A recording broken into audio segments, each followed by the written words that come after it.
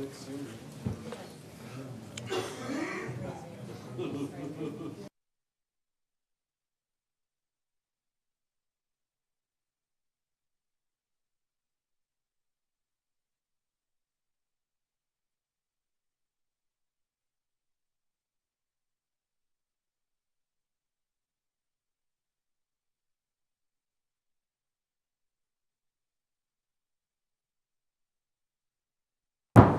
having reached the hour of 5:30, I am calling the May 14th, 2024 Modesto City Council meeting to order and ask the city clerk to call the roll. Councilmember Ricky? Present. Councilmember Bavaro? Present. Councilmember Williams? Here. Councilmember Wright? Here. Councilmember Scutia-Brayton? Here. Vice Mayor Alvarez? Here. Mayor Zwallen? Here. Will everyone please rise for the Pledge of Allegiance, followed by the invocation from Dallas Jackson from Renew Church. I pledge allegiance to the flag of the United States of America and to the republic for which it stands, one nation, under God, indivisible, with liberty and justice for all.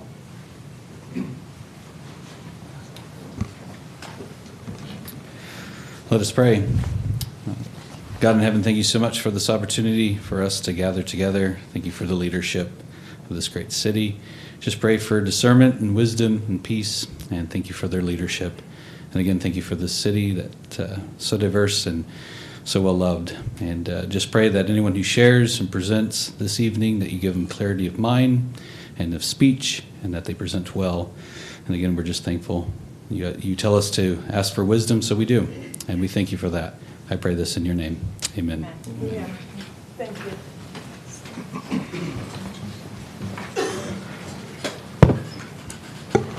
Does the city clerk have any announcements? Yes, Mayor. 2 email communications were received and forwarded to council, and also just a reminder that public comment is 3 minutes.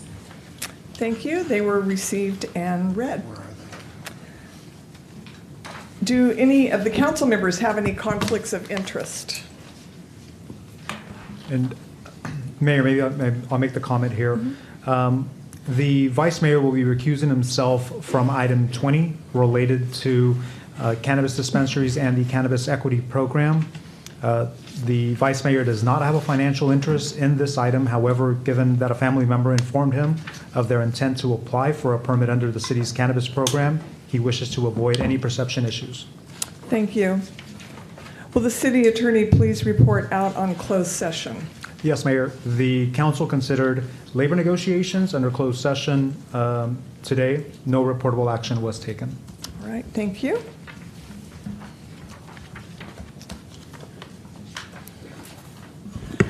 Next are acknowledgements and presentations. And item 1 is a presentation of the Audrey Nelson Community Development Achievement Award to the City of Modesto for its partnership with the Downtown Streets teams.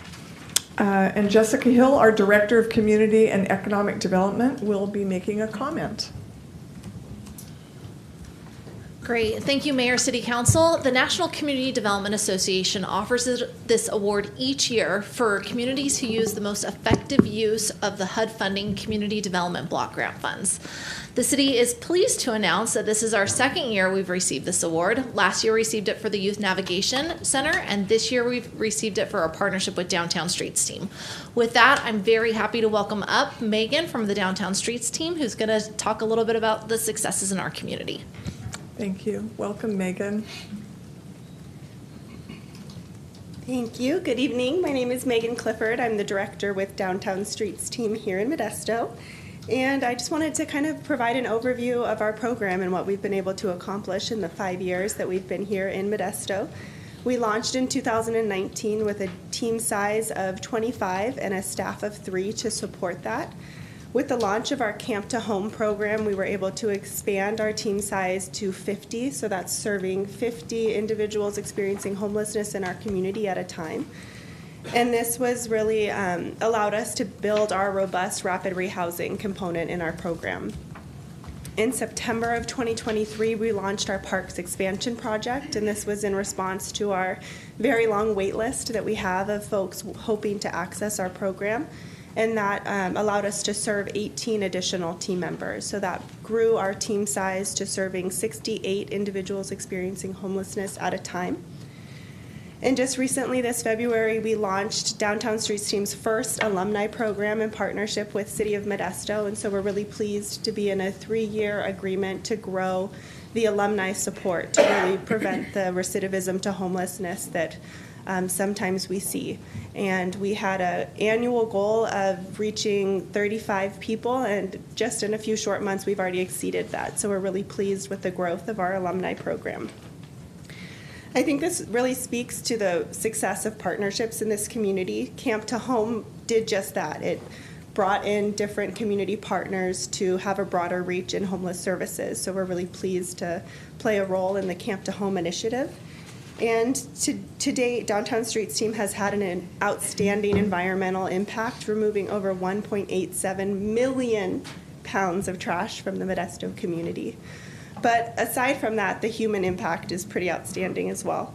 We've been able to successfully serve over 300 individuals, employing 82 people, and ending the homelessness of 153 community members.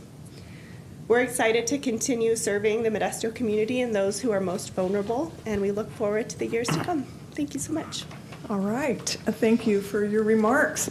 Are there any council members that would like to make a comment? Jeremiah Williams. Thank you, Mayor. Thank you, Megan, and your team for accomplishing so much in 5 years.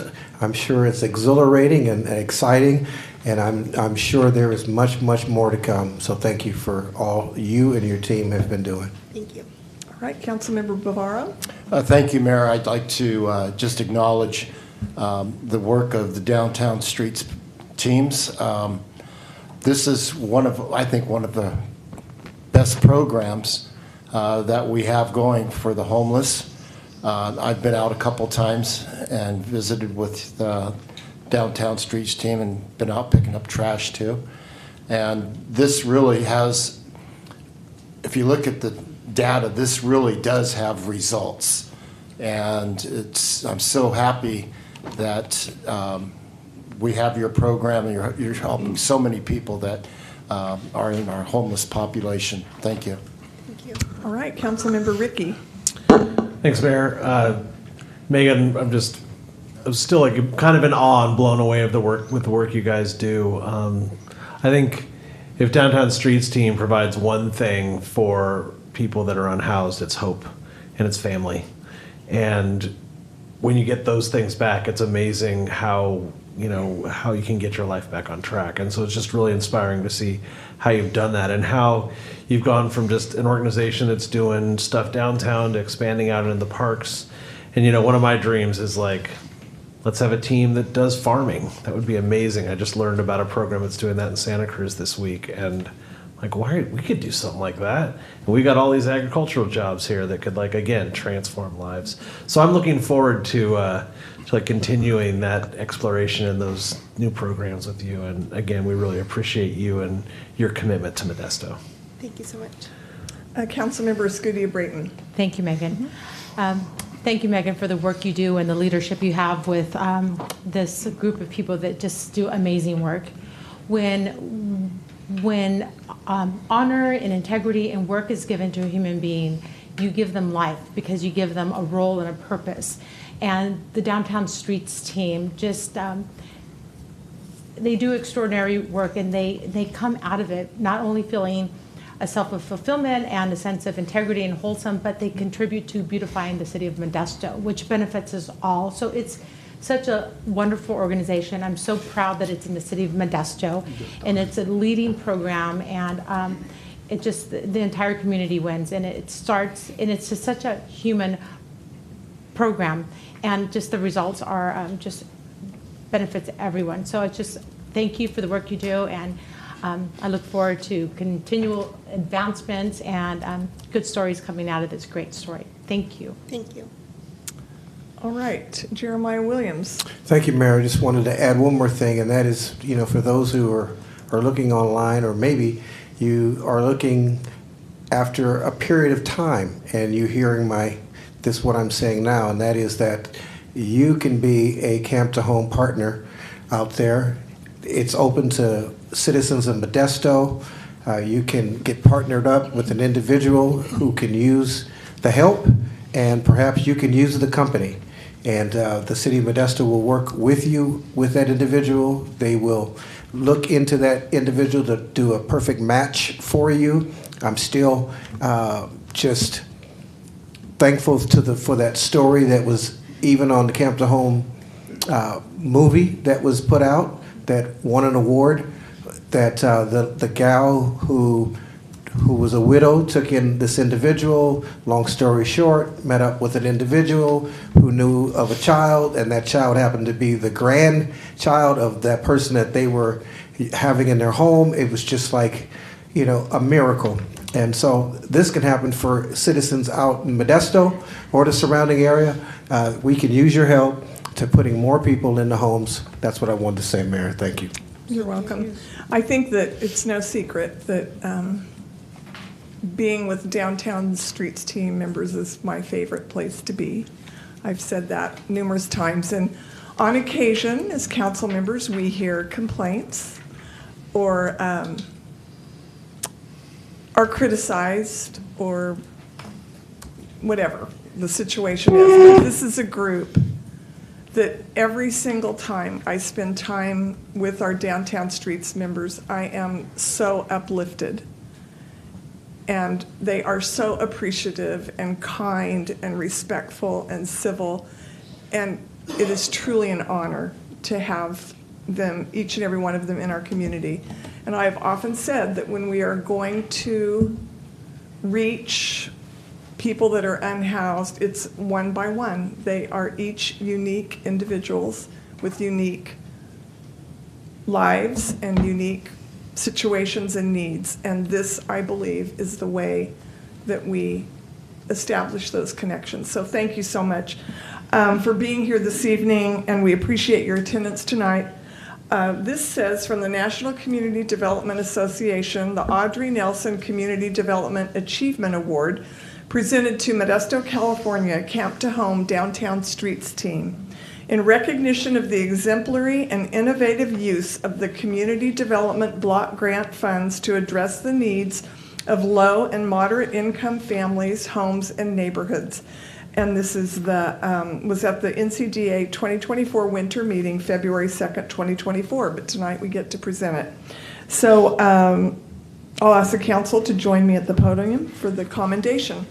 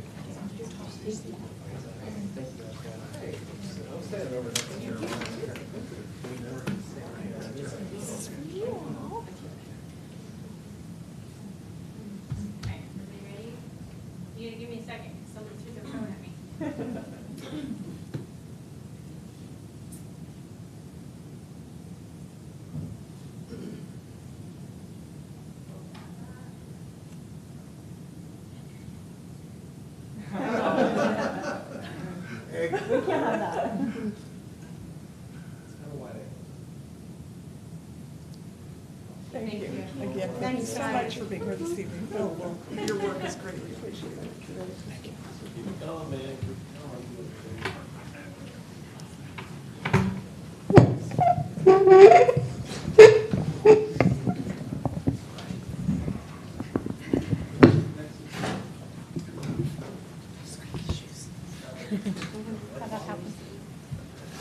Oh, how do you even notice those things? You crack me up.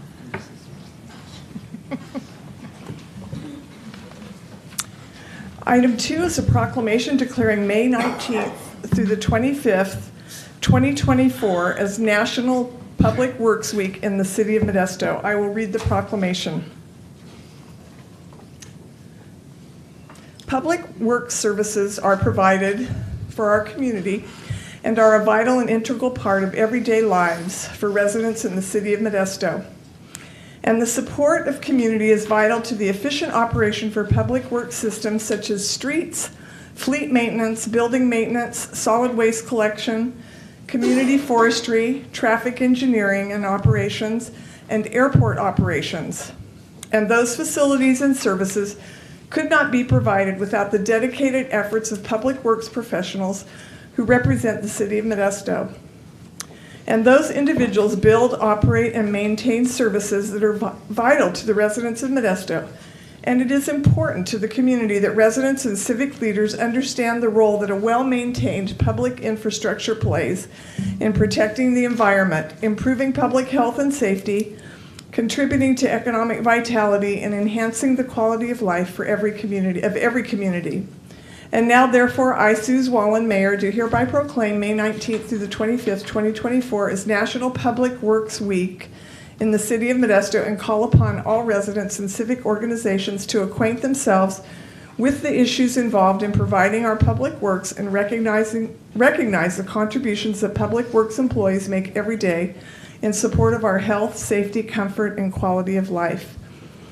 Accepting will be Bill Sandu, our Director of Public Works. Welcome.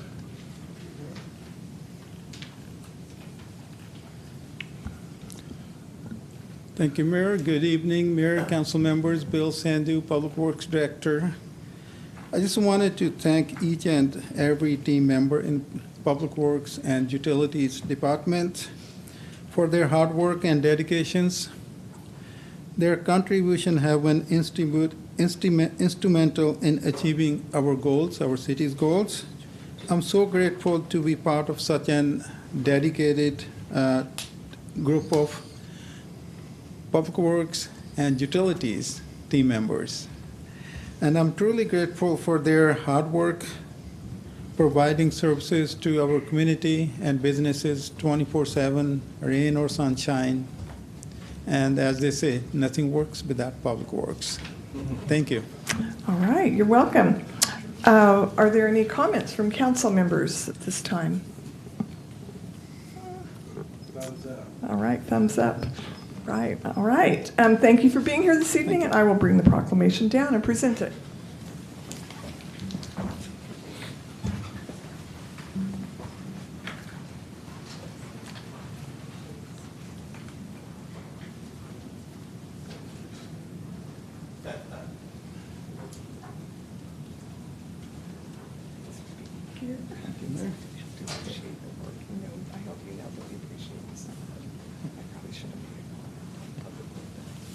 Good job, buddy. Keep up the good work. Excellent work.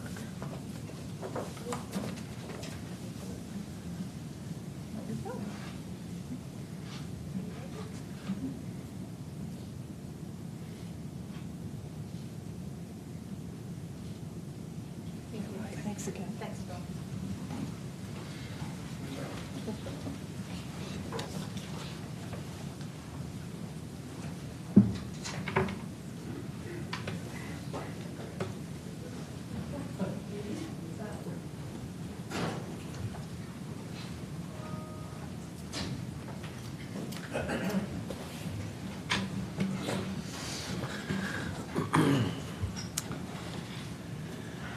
Next on the agenda is public comment. As noted on the agenda, public comment will be in person only. Zoom will still be available for viewing and wordly translation.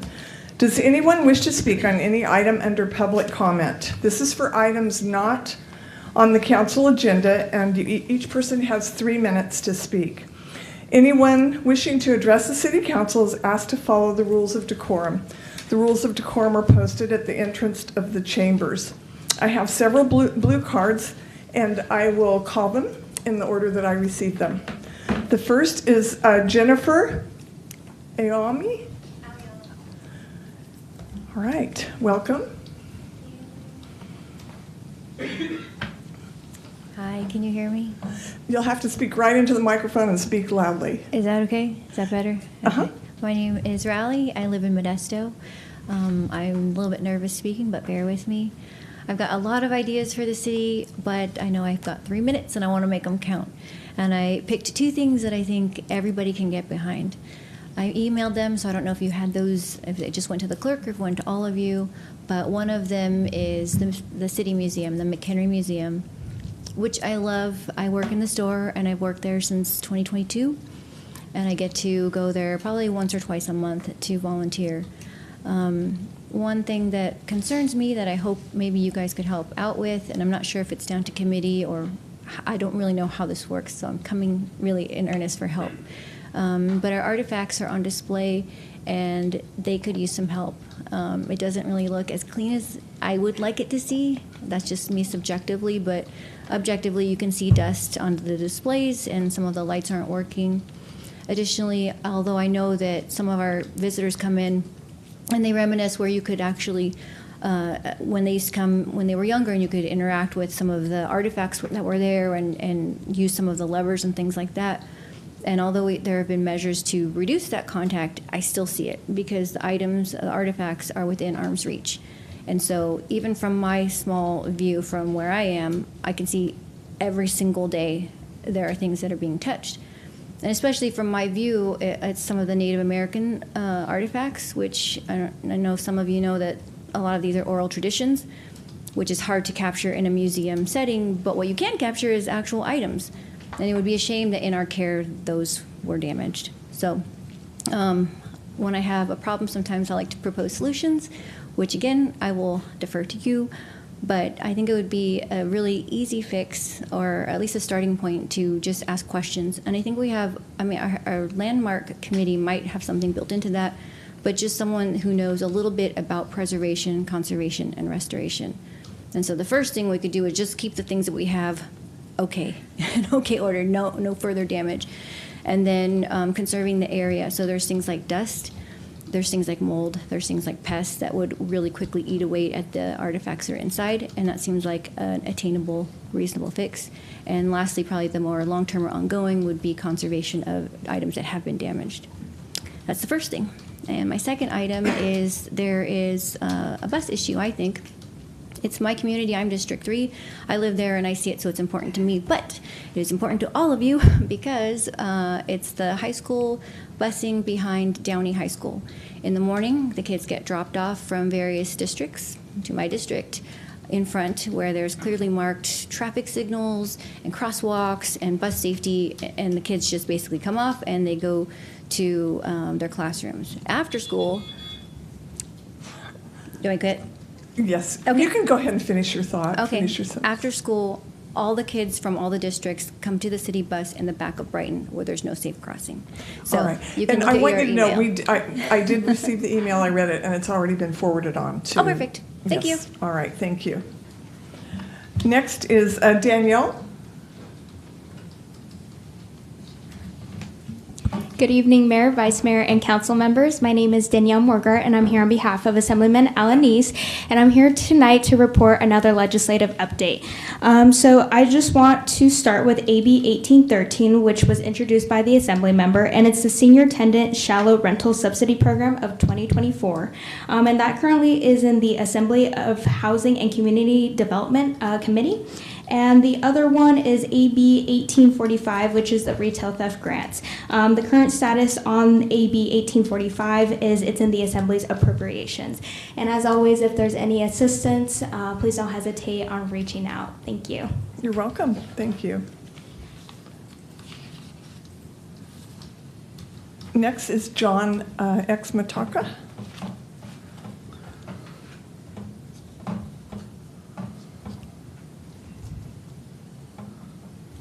Good evening, Mayor and City Council.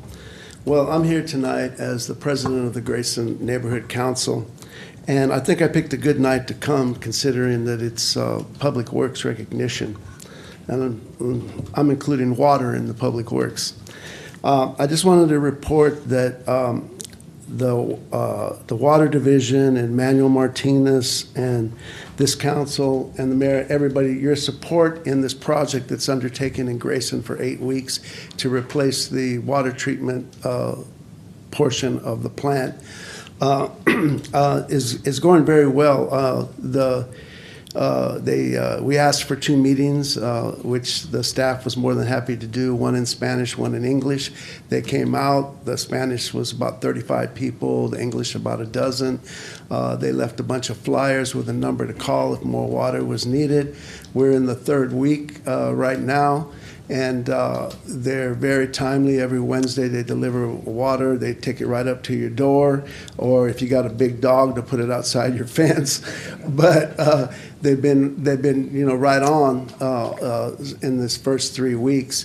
And I think it's important to. We also asked for a bin for the recycled bottles because they're 12 ounce, which they supplied to us.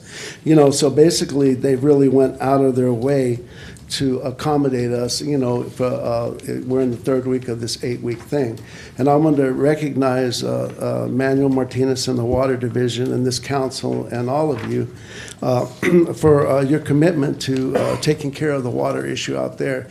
This isn't the first issue that you've addressed, and we appreciate it, but you've also addressed the replacing of mains and water pipes that were historically breaking and tearing up the roads for ever since I've been out there. Towards the end, they were breaking 2 and 3 times a week. So I just want to thank you on behalf of the community, and just to let you know that we appreciate all the support that we're getting during this process. Thank you. Okay, thank you. Appreciate it. All right, next is Zafir Solomon.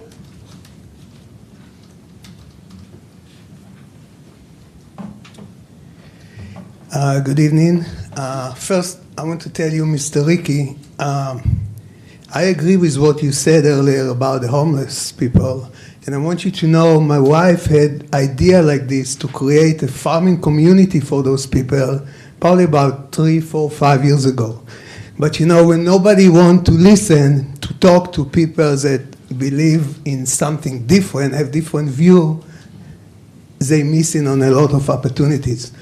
And I want to tell the mayor, when we criticize you, we don't criticize you because we want to criticize you. You just, you're the mayor of everybody here in this city. And you should talk to even those people that don't believe like you. It's your obligation, but you're not doing it. And I want to say a few things about last week meeting. First, I want to say about the Salvation Army, it's not their fault that those programs over there not working. You guys give them the rules what to do. But I do agree with Mr. Bavaro, and he don't need my help, but it's nice to see when he was questioning about how money goes. And I was amazed when the head of the Salvation Army, first, he can't say even how many beds over there at the shelter, and then he's not willing to admit the 10% of the money that you give him going to the national organization. And this is the man that you trust with millions of dollars, okay? Now I want to tell you, Mr. Williams, you talk to the people and you tell them, this is a tough issues and I agree with you. And you tell them, just give us ideas what to do. Well, 3 of your friends here talked about safe campings for the homeless. You voted down. They only needed you 1 vote to go through with it. It's not a solution for everything, but it's a good start. And you voted down, so don't ask people to come with ideas, because a lot of people in this community believe that this is a great idea to start to find a solution for these tough issues. Now I want to tell you, Mr. Wright, last week you wanted Mr. Edgar Garcia to explain to people that things that the project on North 9th Street, why it's so expensive. Tell them how the money going to take care of the place for 55 years. You know how much money I do in my investigation. When I'm talking here, I don't talk to talk. I stay behind my words. You know how much money the city spend for the next 55 years to take care of the place? $359,000. The first year, that's it. So this place, it is expensive. It costs $19 million just to build it, and to buy the property and to build it. And you know what? As a public representative, it's your job to go to Sacramento that they don't know where $24 billion disappeared in 4 or 5 years, to explain them, you know what? We can say we can build 2 projects like this, you know, if you let us handle the money different ways. Okay? So thank you very much. Next is Micah Disney.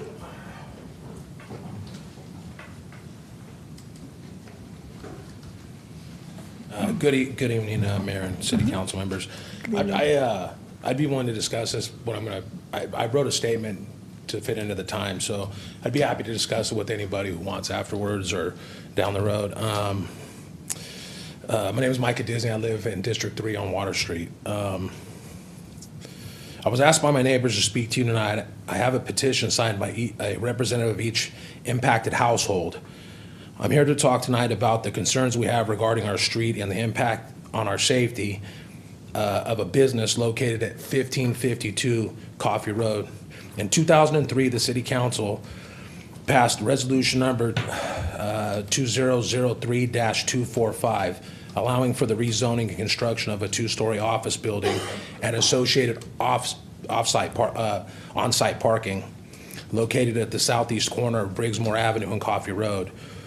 What may have been feasible at one point has become intolerable to the current residents. The dynamics and demographics of the street have changed significantly since 2003. Every house has children in it now. Our children are not allowed to leave the house during business hours because of the rear gate.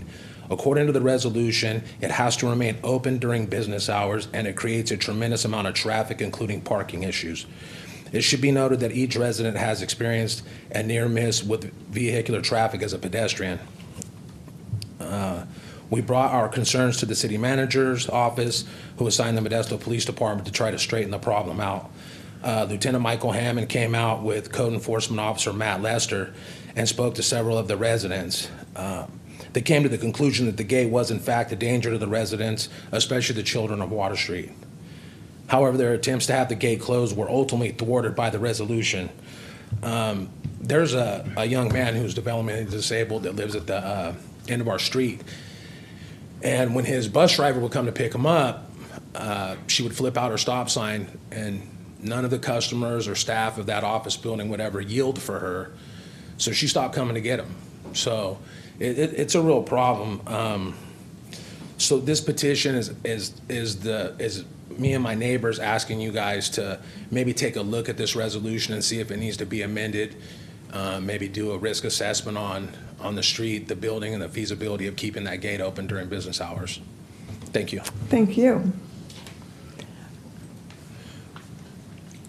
Do you have it with you? I do. Would you like to give it to Andrea? The world's greatest. There we And go. Andrea, if you can get his contact information, I'd like to be able to get in touch. All right. So I'd like to speak with you too. I think that's my district, but not right this moment. All right. All right. It's Next, my district, Jeremiah. next is David Stevens. Good evening, Council. I'm one of the neighbors on Water Street. I'm actually Micah's neighbor, and I'm more here with pillar support and kind of give you a certain perspective because I'm the oldest. I've been in the neighborhood the longest. I'm one of the last of the Mohicans. So I moved in there about 2010, and in 2010 it was a glorious street. We all bought a house on a cul-de-sac for a reason. We want a place where our kids can play, don't have to worry about traffic, and don't have to worry about a lot of the mishaps of a regular neighborhood, so to speak. The last 3 years have been absolutely horrible. I mean, we probably get in excess of 150 cars a day. And now our street is only 6 houses long. It's only 6 houses long. And I brought here a map off Google Maps that kind of shows the egress of the neighborhood. If I don't know if you want to pass it around. Sure, you can pass that to Andrea and she'll make sure that we get it. Thank you. The eastward gate is actually controlled by pressure plates. And what's happening is, and we've been in contact with that business multiple times, and they're refusing. They advise all their customers and their staff to park on our street. My wife comes home from work and can't park. If I have company over, they have to park 2 blocks away. You know, I've had animals killed, been ran over. The kids can't go outside and play because the cars are going 15, 25 miles an hour. Now, granted, that's not very fast, but when you're going that fast in the span of a parking lot to the span of 3 houses before you got to slow down for a stop sign, you're smoking.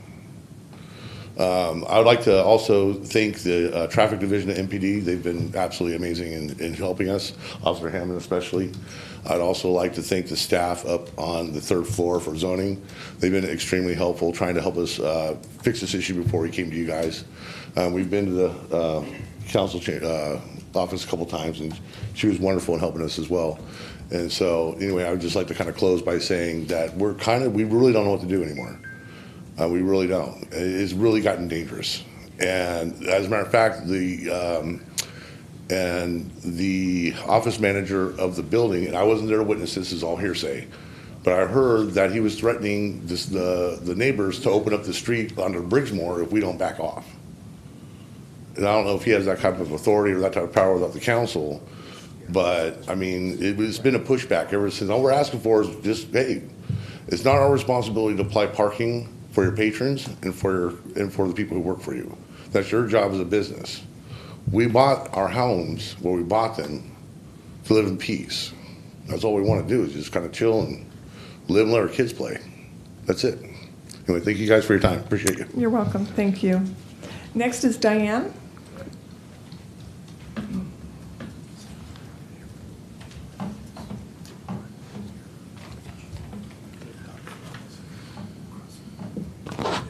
Diane Cruzy, Modesto. I'm sorry I missed last city council meeting, but I did write a letter that I wanted to go into B, but it's too long, so I'll just read to you. I think we should ask why in the Central Valley we are way behind providing humans a way out of their homeless crisis. Yes, they, city and county, have beat a consistent drum in their minds for an immediate fix. Yes, a roof. It seems simple. It's not. State and federal government recognize the problem. It's a drain on the economy.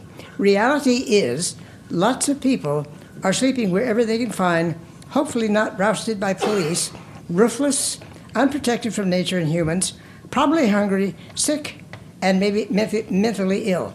Our city government, city manager, mayor, council members agree on tiny houses now.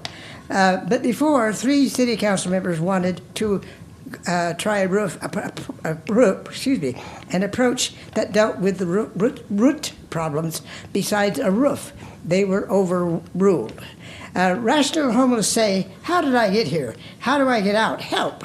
Others like addicts, alcoholics, and those with a mental problem need more than a roof and a promise. Reasons vary from no job, job doesn't pay well, can't afford a roof, sickness destroyed problems, destroyed income, physical or mental. Point is, those with drastic problems need drastic care. A roof solves nothing, just allows temporary destructive behavior in some. After more than a year, the only ones getting true help are those coming to shelters like the Salvation Army. Their vetting means that finding out the human problems and assign a case manager to help fix it. Vetting and case managers mean more than any roof, as they attack the root problem head on. Other groups shelter, but haven't the experience Salvation Army has accumulated. That same essay is being steadily bypassed by the city and government in favor of those just getting started. Money is being doled out in monthly terms, and seemingly appears to be deliberate actions to make them, SA, a non-viable source for any future homeless fix. Why, city, council, do you really want a permanent solution or just a place to hide the despairing humans? And I really believe this, folks, because your Kansas House, and there's another one on Vine, I think, too, nobody vetted them, and they have druggies living with people that are just had bad income or lost their jobs. So you know what? You're ignoring why those folks are there. They lost a job, maybe the capitalism and the rent got too high, and that definitely is it in all occasions. Thank you very much for your time, and I do hope you change a little. Thank you. You're welcome. Derek Castle. Good evening, Mayor, council members, city staff. I'd like to talk about NIMBYism, not in my backyard. I want to raise this issue because I think it's a serious problem hindering us moving forward with bridge housing. As you're aware, in the 1940s, there were a large number of Modesto housing tracts that were whites only. People of colour, especially Negroes and Mexicans, were prohibited from living in those neighbourhoods. In those days, at least 3 of our current council members would have been banned from living in many parts of Modesto. The arguments that given were, oh, it'll increase crime, our children won't be safe, it'll affect our property values, it'll ruin our local schools. Such discrimination was clearly morally wrong. No doubt there were some people of colour at the time who were criminals, but to totally exclude a certain group of people simply because they were from a different culture rather than the content of their character was a shameful part of Modesto's history. However, such NIMBYism is continuing today when a wide range of folk are classified under a very broad label of the homeless and being told, we don't want any of you in our neighbourhood. But what those neighbours don't realise is that they're doing exactly the same thing as those white folk in the 40s. They are labelling as if everyone was exactly the same. Yes, there are some folk experiencing homelessness who have serious mental illness and behavioural problems. Residential neighbourhoods are not the best locations for them. But not all people experiencing homelessness have serious behavioural problems. Just look at the wonderful folk from our Downtown Streets team. Would it be morally wrong for me to reject them living in my neighbourhood? Absolutely. Just look at the many folk living at the shelters who are elderly and disabled. They would never hurt a fly. Look at all the families that Family Promise has housed in the churches for the last 20 years. They're wonderful folk that have never caused problems in any neighbourhood. Lumping everyone together experiencing homelessness as if they're all mentally ill criminals is as ignorant and discriminatory as it was in the 1940s. The City Council members back then did not have the moral fortitude to stand up against housing discrimination. What about the council members of 2024? Thank you. You're welcome. All right, is there anyone else that would like to come forward to speak under public comment for items not on the agenda? Welcome.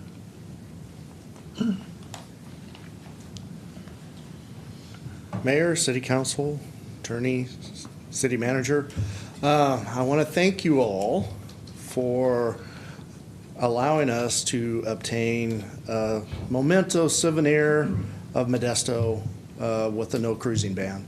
I want to thank you all for giving us that. I take it as a momentous moment. We'll have a year coming up in July for celebration of lifting the ban. I feel that we all did it together. We worked together. We had positive conversations and thoughts. And I'd like to thank the police department for hearing our side and working with us on everything. So I just want to again say thank you, and hopefully I can get all of you together one day and sign the back of that sign for me so I can show it to others that this is what it takes to work together to get things done. And American Graffiti's coming up, so I'm looking forward to that. There's going to be, I'll be volunteering for the Legends, Walk of Legends, to help out on Wednesday night of that week. So I understand we need more volunteers. So if anybody needs to, would like to participate, Councilman Williams, I'm sure could lead them in the right direction. Absolutely. And so thank you all again. All right, thank you. Anyone else would like to speak under public comment? All right. Next on the agenda is consent items. An item may be removed from consent and discussed at the request of a member of the public or council member. Is there anyone in the council that would like a consent item removed for further discussion? Is there anyone in the public that would like an item removed for consent for further discussion or comment? All right, will the city clerk please read the consent items? Item number 3, consider approving the minutes for the May 7th, 2024 council meeting. Item number 4, consider approving final adoption of ordinance 3779, amending section 3-1.303 of the Modesto Municipal Code titled Administrative Penalties and Remedies to increase the administrative fines for violations of the fire code, including illegal fireworks violations, adding section 3-1.304 related to third-party administrative citations, adding section 3-1.305 related to the response costs, and making other changes related to enforcement and administration of the fire code. Item number 5, consider calling for the holding of the municipal election to be held on November 5th, 2024, requesting the Stanislaus County Board of Supervisors to consolidate the City of Modesto's municipal election to be held on November 5th, 2024, requesting the services of the Registrar of Voters Election Division of the County of Stanislaus to conduct the election on behalf of the City of Modesto and the Modesto City Schools, and adopting regulations for candidates for elective office pertaining to candidate statements submitted to the voters at an election to be held on Tuesday, November 5th, 2024. Item number 6, consider approving a third amendment to the legal service agreement with Rivera Hewitt Paul LLP in the amount of $150,000 for a total revised agreement amount not to exceed $550,000, and a third amendment to the legal service agreement with Castillo, Moriarty, Tran, and Robinson to adjust rates for continued representation in police-related matters. Item number 7, consider approving the recommended budget adjustments to fiscal year 23-24 annual operating and capital improvement program budgets. Item number 8, consider accepting the Grayson Community Strengthen and Replace Water Mains project as complete, releasing securities, releasing payments totaling $2,830,219 to D.A. Wood Construction Incorporated of Oakdale, California, and authorizing the city clerk to file a notice of completion. Item number 9, consider authorizing submittal of a state California grant application for active transportation program Cycle 7 funds in the amount of $11,500,000 and $3,480,000 in local Measure L funds for a total project amount of $14,980,000 for the Encina Avenue and Lincoln Avenue pedestrian bicycle trail corridor project. Item number 10, consider approving a cooperative agreement with Caltrans for the project approval and environmental document phase of the Stanford Avenue at State Route 99. Item number 11, consider approving the agreement for the purchase of operational supplies with the Home Depot USA Incorporated for a total amount not to exceed $1,600,000 over 5 years. Item number 12, consider approving the purchase of various fleet additions and replacement of fleet vehicles, which include 4 half-ton crew cab short bed pickup trucks and 5 half-ton extended cab short bed pickup trucks in an amount not to exceed $608,388.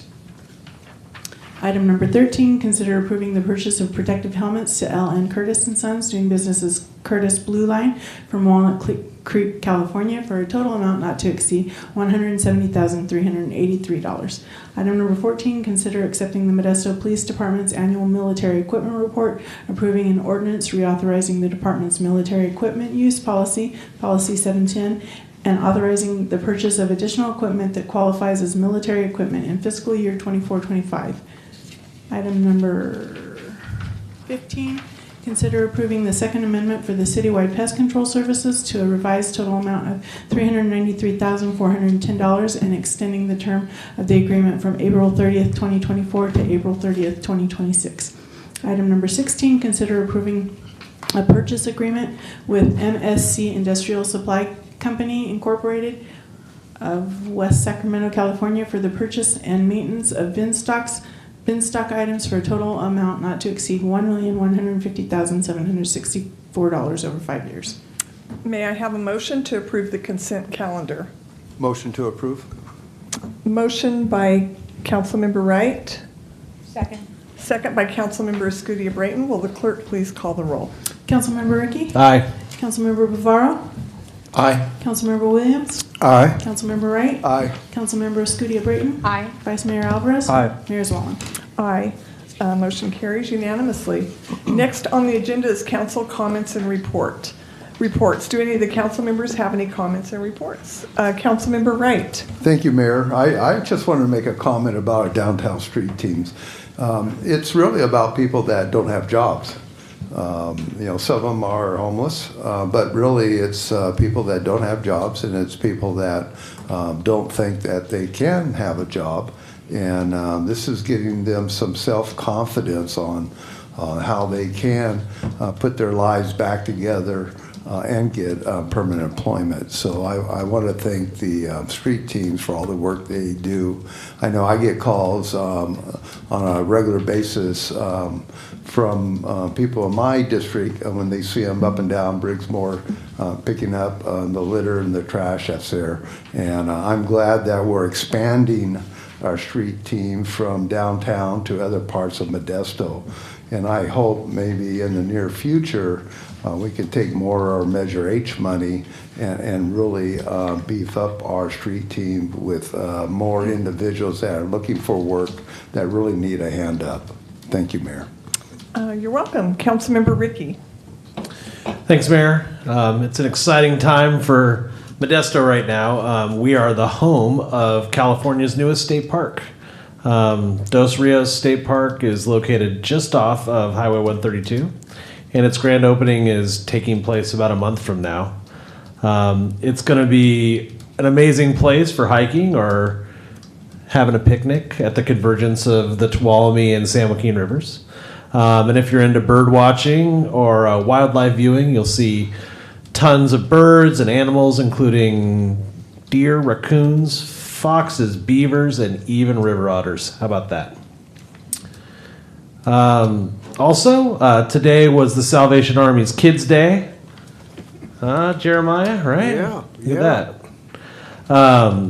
And it's just a really important fundraiser for a critical nonprofit in our community. It used to be supported by the Modesto Bee, but no longer. And to me, this is just an example of when we lose local media, the impact isn't just less stories, it impacts our nonprofits and our businesses. And we have a responsibility to rebuild our local media. Modesto is a city of over 200,000 people, and their stories deserve to be told. We deserve accurate, fact-based news, and we shouldn't have to rely on Facebook groups or Nextdoor to get a snapshot of current events. We need to take advantage of our public access channels. We need to aggressively broadcast on digital, and we need to encourage and support local content creators. There's a huge information vacuum in our community, and if we don't fill it, bad players will. Finally, I just wanted to show my support to the proposed MJC Lowrider program. The idea of taking a retired MPD cruiser and making it into a lowrider will teach auto fabrication skills. It'll give students and government the chance to work together. And it also builds relationships with local law enforcement. So I'm looking forward to helping local car enthusiasts and business owners make this happen. Thank you, Mayor. You're welcome. Councilmember Scudia Brayton. Thank you, Mayor. I just wanted to quickly speak on two subjects that are important to me and are a priority to me, and I know are important and a priority to the council as well. And the first one is in the area of safe communities. And specifically, it was consent item number 4 as a second hearing item. I know this was addressed at the last council meeting, but that is the increased fines for illegal fireworks. And this is a step in the right direction to getting our communities safer. Increasing the fines to be $1,000 and thereof is a good start, and it's a reasonable approach. I love the fact that we are making inroads into this area. We all get lots of commentary from our constituents on just the havoc that illegal fireworks cause during 4th of July and other days of celebration. But again, this is a step in the right direction. I also want to take this opportunity to share with the community the fact that our region affords funding support for those seeking celebrating this time, 4th of July and other times, with drones that give the same effect as fireworks without using something that burns. Using illegal fireworks, and actually fireworks in general, just make 4th of July the worst air day in the entire year. If you have compromised lungs or compromised breathing in any capacity, that is the worst day to walk out and breathe air, because it is so bad because of the toxicity of the fireworks. So access to this funding support provided by the Valley Air is, again, another step in the right direction to helping our communities be safer and have better quality of air. Again, valleyair.com is where one would go to get more information about seeking this funding support for using drone technology to celebrate what otherwise would be celebrated with fireworks. Also, the second area I want to talk about is clean communities. We all have clean communities as a priority. It's no different for me, for sure.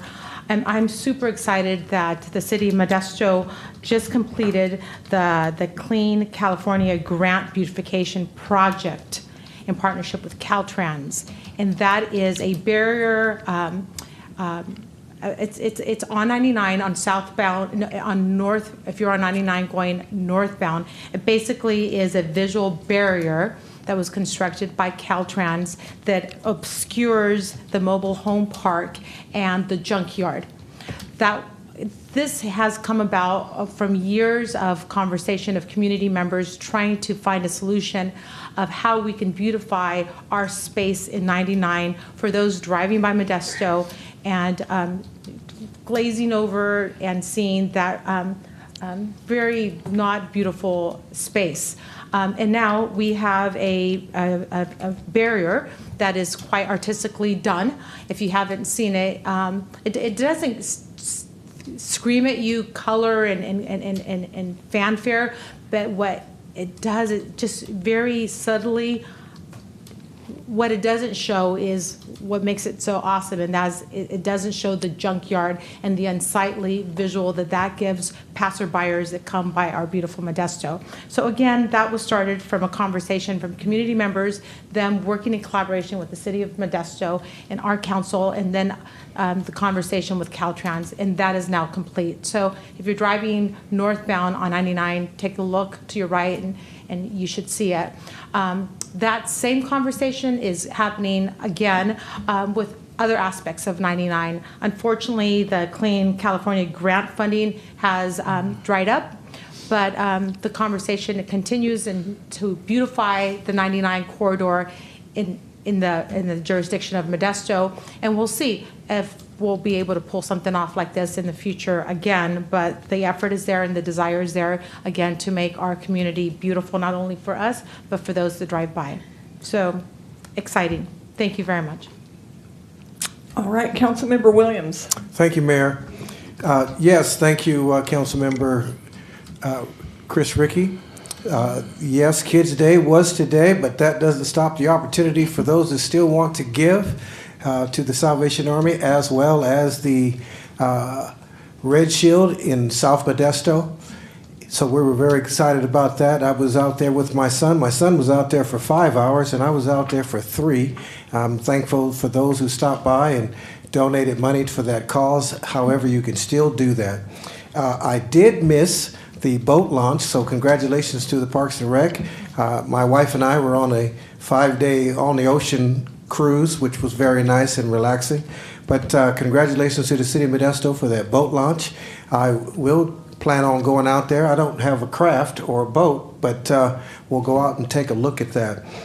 Then also the Valley Air. Thank you, Councilwoman Escudia Brayton, because the Stanislaus County Fair took advantage of that $50,000 grant. And 3 days on the 5th, the 6th, and the 7th at the Stanislaus County Fair, we will be having a drone presentation all 3 nights. So thank you to Valley Air, San Joaquin Valley Air, for that, promoting the non-smoky types of fireworks demonstrations. So I'm looking forward to that. And it will be at night, so it's usually going to be about 8 o'clock. But you may want to check that out in Turlock at the Stanislaus County Fair. Also, we were very fortunate last Wednesday there was some really good pancakes that we did for the public, for our workers, the city workers. We had pancakes and sausages. Man, they were really good. I kind of would like to have one of those right now. But it was great. The mayor and I were out there dishing up some pancakes, and thank you to the City of Modesto and all of its staff for recognizing one another and being able to have a good day that morning. That was great. Other than that, Mayor, I think I pretty much covered it all. Thank you. That's it. All right. My report is I was invited to give the Physician of the Year Award at the Stanislaus Medical Society annual dinner and event. And what made it extra special was it was for Dr. Neam Seavey. And she came to Modesto, I remember when she arrived here, and was the first female trauma general surgeon with that group. At the time, she said there was, I believe, 5 male surgeons, and she was the first. And she said she was welcomed with open arms. There was never any challenges that she faced. It was really a great experience here, and she said it really was one of the best decisions of her life to come to Modesto. She was trained in Ireland and has a lot of international experience. And the award was given in the honor of Dr. John Derrick, who I also had the privilege of, he is now deceased, but he was a neurosurgeon here. And he took care of those people that came in with very serious traumatic brain injuries and gave a tremendous amount of service to our community. So it was especially wonderful to honor Dr. Seavey. Trauma surgeons deal with putting people back together when they are in horrible shape. And the one thing she did announce is that now in that practice, there is 1 male surgeon and 5 female surgeons. And that created a lot of excitement in the room. And one of them will be the president of the Medical Association this year. So it's really great times. And these people have given so much service to our community. The boat launch was really fun to participate in. It's at Nice Drive. I invite you to drive out there. There is parking space. There is parking space for trucks and trailers. And this is non-motorized. I emphasized that probably 4 different times in my remarks. But it was very exciting to see that space and see how beautiful it is and really an improvement to our community. It was an honor to attend the Modesto Police Department Awards dinner, and several of my fellow council members were there. It's always a great event with a lot of enthusiasm and a time to really look back over the past year and realize the very unique and difficult situations that our officers encounter and the way they do it with such professionalism and work so hard to keep us safe. So I want to thank them again and appreciate the opportunity to be there that evening with them. I received a newsletter from our Modesto Garden Club, which is turning 100 years old this year.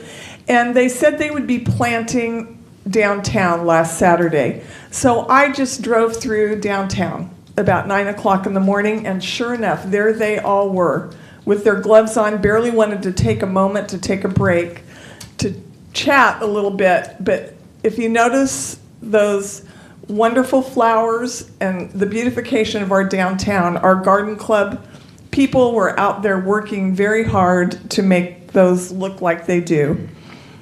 Archway Commons had a resource fair, and I had the opportunity to attend and to speak briefly, and I went around to each of the tables and the booths there. And there again, some of our downtown streets team members actually live there now.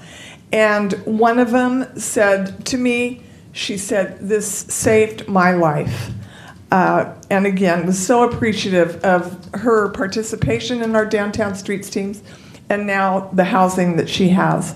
This morning, I attended our clergy council, which meets monthly, but is another opportunity.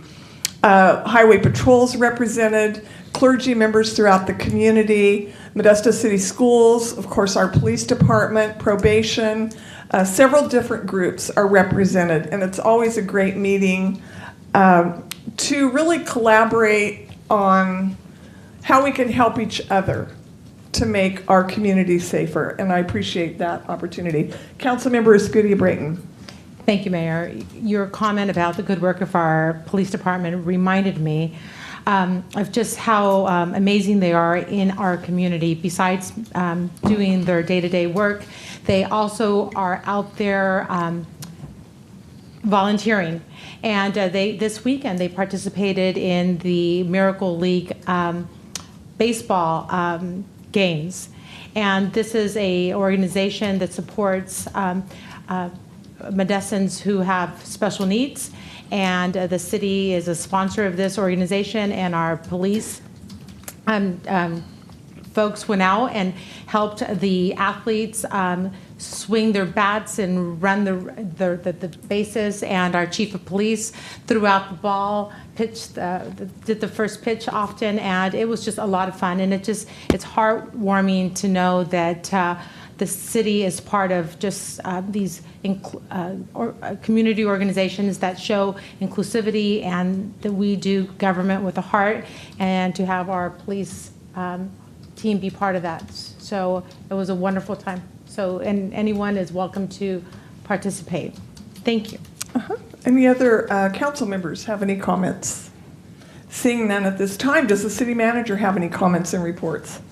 I'm going to make a comment because our city manager is a man of few words when he's here. Well. However, that is not the case every other moment, all through the week, doing the work. And I just want to commend him for his efforts and his availability and his stewardship over the city of Modesto. I really appreciate you, Joe. Is it his birthday today? No, I don't know. Maybe it is. I don't keep track. No, that's not true, but I felt like I needed to say that. Next on the agenda is hearings. Item 17. A hearing to consider a second reading and final adoption of Ordinance 3780-CS and a resolution to renew the Modesto Tourism Marketing District and levy assessments pursuant to the Property and Business Improvement District Law of 1994 for a special benefit assessment district for tourism marketing services with a 10-year term. And we will have a staff report by Jessica Hill. Great, Mayor. So we are bringing forward the renewal of the Modesto Tourism Marketing District. Before we get started, I do think there is something that the mayor will speak to with the clerk regarding. All right. This is the time and place for the hearing on the renewal of the Modesto Tourism Marketing District. Before we begin, are there any disclosures relating to this hearing? Apparently there are none. City Clerk, have the notices as required by law been mailed to record business owners within the proposed district? Yes, the notices required by law have been mailed to the business owners within the proposed district. All right. Will the representative of the Community and Economic Development Department begin the presentation? Thank you, Mayor. All right. So I'm going to start with a little bit of background. This was covered in our last meeting, but the Modesto Tourism Marketing District, or MTMD, is a benefit assessment district proposed to have a continued revenue source to help fund marketing and sales promotion efforts for certain Modesto lodging businesses. This includes businesses with 20 or more rooms and for stays for less than 27 days. These funds cannot be diverted for other government program, are customized to meet the needs of each destination, and allow for a range of services including destination marketing, tourism promotion, and sales lead generation. They are designed, created, and governed by those who pay the assessment, so our hotel partners, and provide a stable source of funding for tourism promotion. So locally, our Modesto Tourism Marketing District was created in 2019 for a 4-year, 11-month term, and this was in partnership with our Modesto lodging businesses, Visit Modesto, who are both now interested to renew our tourism district. The annual assessment, when it was established, was 1% of the gross short-term sleeping room rental revenues, and that means the hotels charge us an additional 1% to go specifically towards this district. And over the last 5 years, the Modesto Tourism Marketing District has contributed about $385,000 in revenue per year. So in order to renew the district, there needs to be a written petition that is signed by the business owners that are in favor of renewing the district and pay more than 50% of their assessments. And so we did receive petitions now in favor of 8 of the lodging businesses, which represent 74.58% of the total district assessment, which is significantly more than the 50 which is required. In regards to the proposed renewal changes, it has been requested to increase the term from 5 to 10 years. As districts are established locally, 5 years is the maximum amount of time. We see most districts throughout California switch to that 10-year period of time after it's initially established.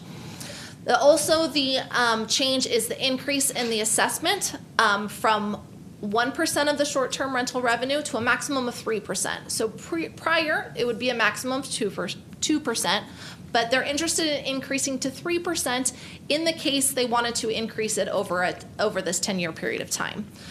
There would only be allowed 0.5% increase each year, and any increase which would be approved by the board would be brought back to Modesto City Council for formal approval before proceeding. The anticipated revenue for the district with just this 1% is anticipated to be $430,000 per year.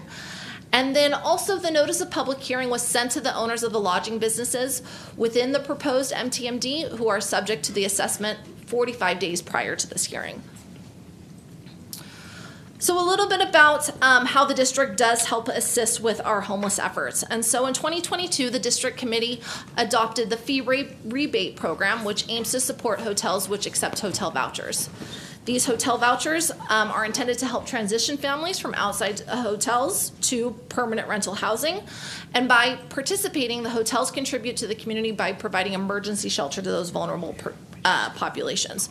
So hotels that do participate can submit a rebate to the MTMD to actually get that 1% back, which is used for hotel vouchers.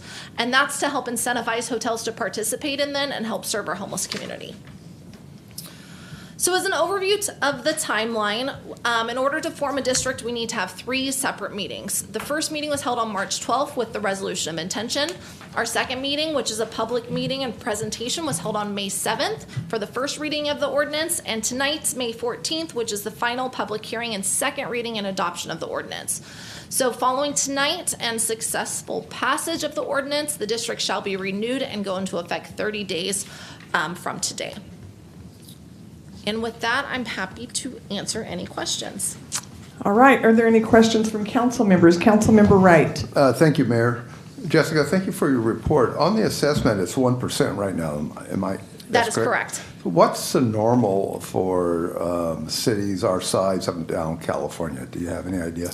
So we've actually seen ranges from the 1% to 3%. The city, in order to help supplement the tourism district, actually sets aside 13.33% of our TOT as well to help with tourism efforts within the city of Modesto. And have the cities that have a 3%, have they noticed any type of reduction in stays because of that 3%? So in partnering with Visit Modesto, they have our district itself actually is much less, or the amount the tourism district actually receives is less than some of those in Fresno or in Stockton. What we have seen is Fresno and Stockton's room stays have gone down over the last 5-year period of time, where Modesto has gone up. And so we do have really good partners to help increase in tourism in Modesto and help fill our hotel beds and hotel stays. And we do have some hotels that are in the county areas between Modesto and Salida. Are those, do they have their own assessment through the county, or are they part of our assessments? So there is one that is part of the assessment, but all the others would be a part of the county. And what's the county assessment? Do you know? I'm not aware of that. Okay. Thank you. Thank you. Councilmember Williams. Thank you, Mayor. Jessica, we do have some hotel representatives here tonight, yes? Yes, we do. And can they be identified, or? We do have our hotel partners here. We have our hotel partner from Graywall Hotels and also from the Doubletree. Do cookies come with that today? No? I mean, okay, just saying. That's it, Mayor, thank you. Any other questions from council members? All right, we will now open the public hearing and hear from any interested persons in the audience who wish to speak on this matter.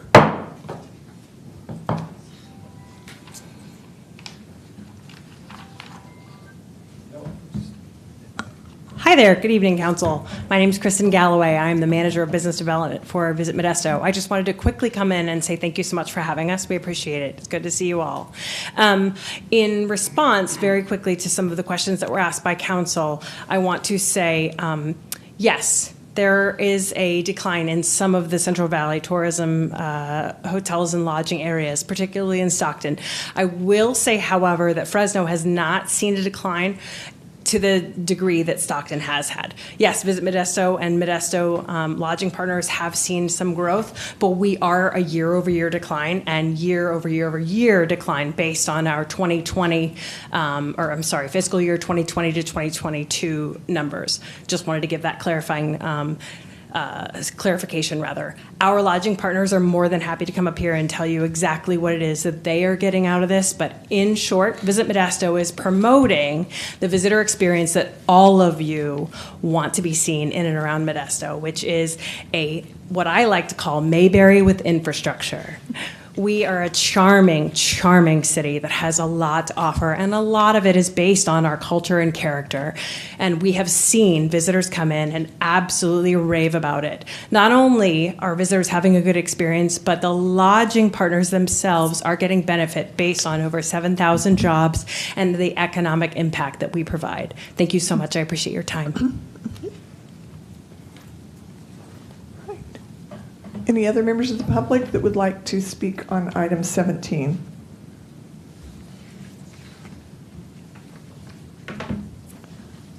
All right. Does the staff or council members have any comments or responses to the testimony? All right. The oral testimony part of the hearing is now closed. Mayor. David. Oh, sorry. Excuse me. Councilmember Ricky. Thank you. Just before the gavel. Kind of right under the wire. One thing I want to say is I'm really excited about this deal. I think it's very important for our economic development, and I'm looking forward to the city after we've gotten this over the line, that we do a long-term contract with Visit Modesto, so that we can continue the positive growth and all the great PR we're getting about our city. Thank you. All right, Councilmember Wright. Thank you, Mayor. I think my question about the 1% going up, I think the cities that are having problems are not because of the 3%. I was in Stockton for the last couple of days. I was downtown on Saturday, and very, very disappointed in the way that downtown Stockton looks. I felt like I was somewhere over in the Bay Area, on this side of the bay, on the town over there. I'm not going to mention the name of that town, but I was very disappointed. And when you talk about Modesto looks like Mayberry, it just, when you said that, I flashed on what 10th Street and J Street and all on what's going on. And then I thought about Stockton. And then I thought about Stockton, and I thought, yeah, we are the Mayberry, and it's because of what we're doing downtown. It's because of our street team keeping our downtown clean, keeping our graffiti off the walls. People love Modesto, and I think going from 1% to 2% to 3% is really nothing. People want the experience of a great city, and that's what we're doing. All right, thank you. Any other comments from council members? The oral testimony part of the hearing is now closed. Now is the time to calculate and compute any protests. If a majority protest exists, then the council cannot renew the Modesto Tourism Marketing District. A majority protest exists if protests are received from the owners or authorized representatives of businesses in the district that will pay 50% or more of the assessments proposed to be levied. City Clerk, have there been any protests received? No, there were no protests received by the owners or authorized representatives of business in the district. All right, thank you. So is there a motion approving the final adoption of ordinance 3780-C.S. of the City of Modesto declaring formation of the Modesto Tourism Marketing District pursuant to the Property and Business Improvement District Law of 1994 for a renewed 10-year term? So moved. We have a motion by Councilmember Escutia Brayton. Second. Second by Councilmember Wright. Will the clerk please call the roll? Councilmember Ricky? Aye. Councilmember Bavaro? Aye. Councilmember Williams? Aye. Councilmember Wright? Aye. Councilmember Escutia Brayton? Aye. Vice Mayor Alvarez? Aye. Mayor Zavala? Aye. Motion carries unanimously. Next is a resolution declaring the formation of the Modesto Tourism Marketing District pursuant to the Property and Business Improvement District Law of 1994 for renewed 10-year term. Do I have a motion? Motion to approve. Motion by Councilmember Wright. Second. Second by Vice Mayor Alvarez. Will the clerk please call the roll? Councilmember Ricky? Aye. Councilmember Bavaro? Aye. Councilmember Williams? Aye. Councilmember Wright? Aye. Councilmember Escutia Brayton? Aye. Vice Mayor Alvarez? Aye. Mayor Zavala? Aye. Carries unanimously. Next is item 18, a hearing to consider an ordinance amending compensation for the mayor and council members' salaries pursuant to the Citizen Salary Setting Commission's final recommendations pursuant to Modesto Charter Section 703. And we will have a staff report from our city attorney. Or no, maybe not. Yes. All right, The there we go. presentation. Thank you. And so, Mayor, members of the council, Jose Sanchez, City Attorney, the item before you, and Scotty, would you be my driver here? Thank you. Just a little background for the council regarding the charter sections. The Modesto Charter has Section 703, which sets the process for setting compensation or changing compensation of the mayor and council members. The charter requires that the formation of a Citizen Salary Setting Commission. That's a 5-member commission that reviews and makes recommendations to the city council regarding compensations. There are some rules regarding when the commission meets.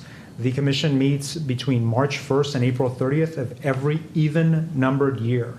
The last meetings of the commission, or the commission last met, they convened in 2014. They began the process in 2016. However, they were unable to meet during that time frame. So again, the last time the recommendation was provided to the council was 2014. The current 2024, the commission, they met 9 times, which included 2 public hearings.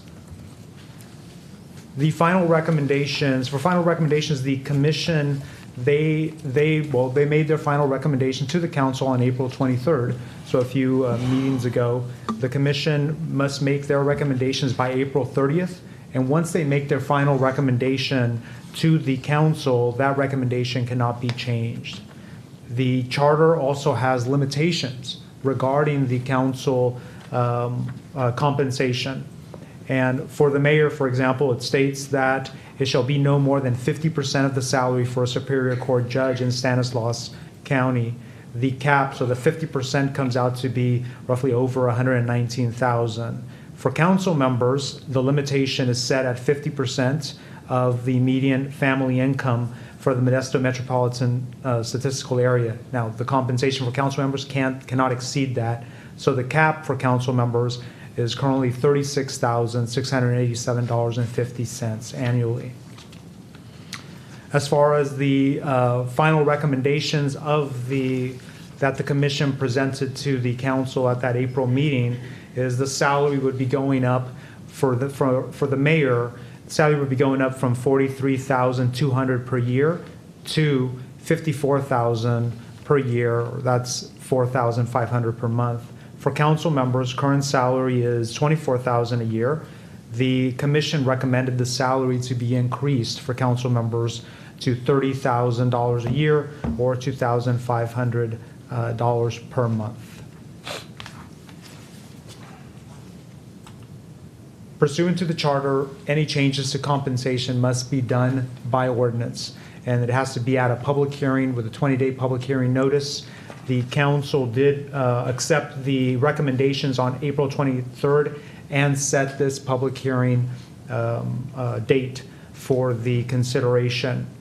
The council now may consider the ordinance, and the council may go with the recommendation of the commission. So up to the amount of the recommendation, or it could choose an amount less than the recommendation, but it cannot go over the recommended amounts that the commission brought forth. So the recommended actions for today, you have an ordinance in front of you for consideration, and the ordinance currently as drafted sets forth the compensation as the commission recommended. Happy to answer any questions. All right, does council have any questions regarding item 18? Councilmember Ricky. I guess the question, Jose, is in the future, because we can't do it right now, if we wanted to adjust the rules for setting salaries to make them more equitable in the future, I don't know, is there a process for that? Yes, so the limitations specifically regarding the amount are set in the charter, so that would require a charter amendment in order to change the limitations regarding amount. So that would be a vote of the people? Yes. Well, that makes sense. That's good. All right. Thank you. All right, any other questions from council members? I'll now open the public hearing. Are there any members of the public that would like to come forward regarding item 18? Seeing none, I will close public comments. Are there any comments from council members? Councilmember Ricky. Sorry, I just have one more comment. I think that, the next time the committee meets, I think it's important that they especially look at the mayor's salary. I think it's significantly below the amount of effort that the job the mayor requires. It's definitely a full-time job, and it needs to be on that level. Thank you. You're welcome. Any other council member comments? All right. I have a motion introducing and waiving the first reading of an ordinance amending sections 2-1.24 compensation of mayor and 2-1.26 compensation of city council members of Chapter 1 City Council Organization and Procedure of Title II Administration of the Modesto Municipal Code to increase the salaries of the mayor and city council members pursuant to Charter Section 703 and the recommendations of the Citizens Salary Setting Commission of 2024. Do I have a motion? So moved. Second. Motion by Councilmember Bavaro and a second by Vice Mayor Eric Alvarez. Will the clerk please call the roll? Councilmember Ricky? Aye. Councilmember Bavaro? Aye. Councilmember Williams? Aye. Councilmember Wright? Aye. Councilmember Escudia-Brayton? Aye. Vice Mayor Alvarez? Aye. Mayor Zwallen? Aye. Motion carries unanimously.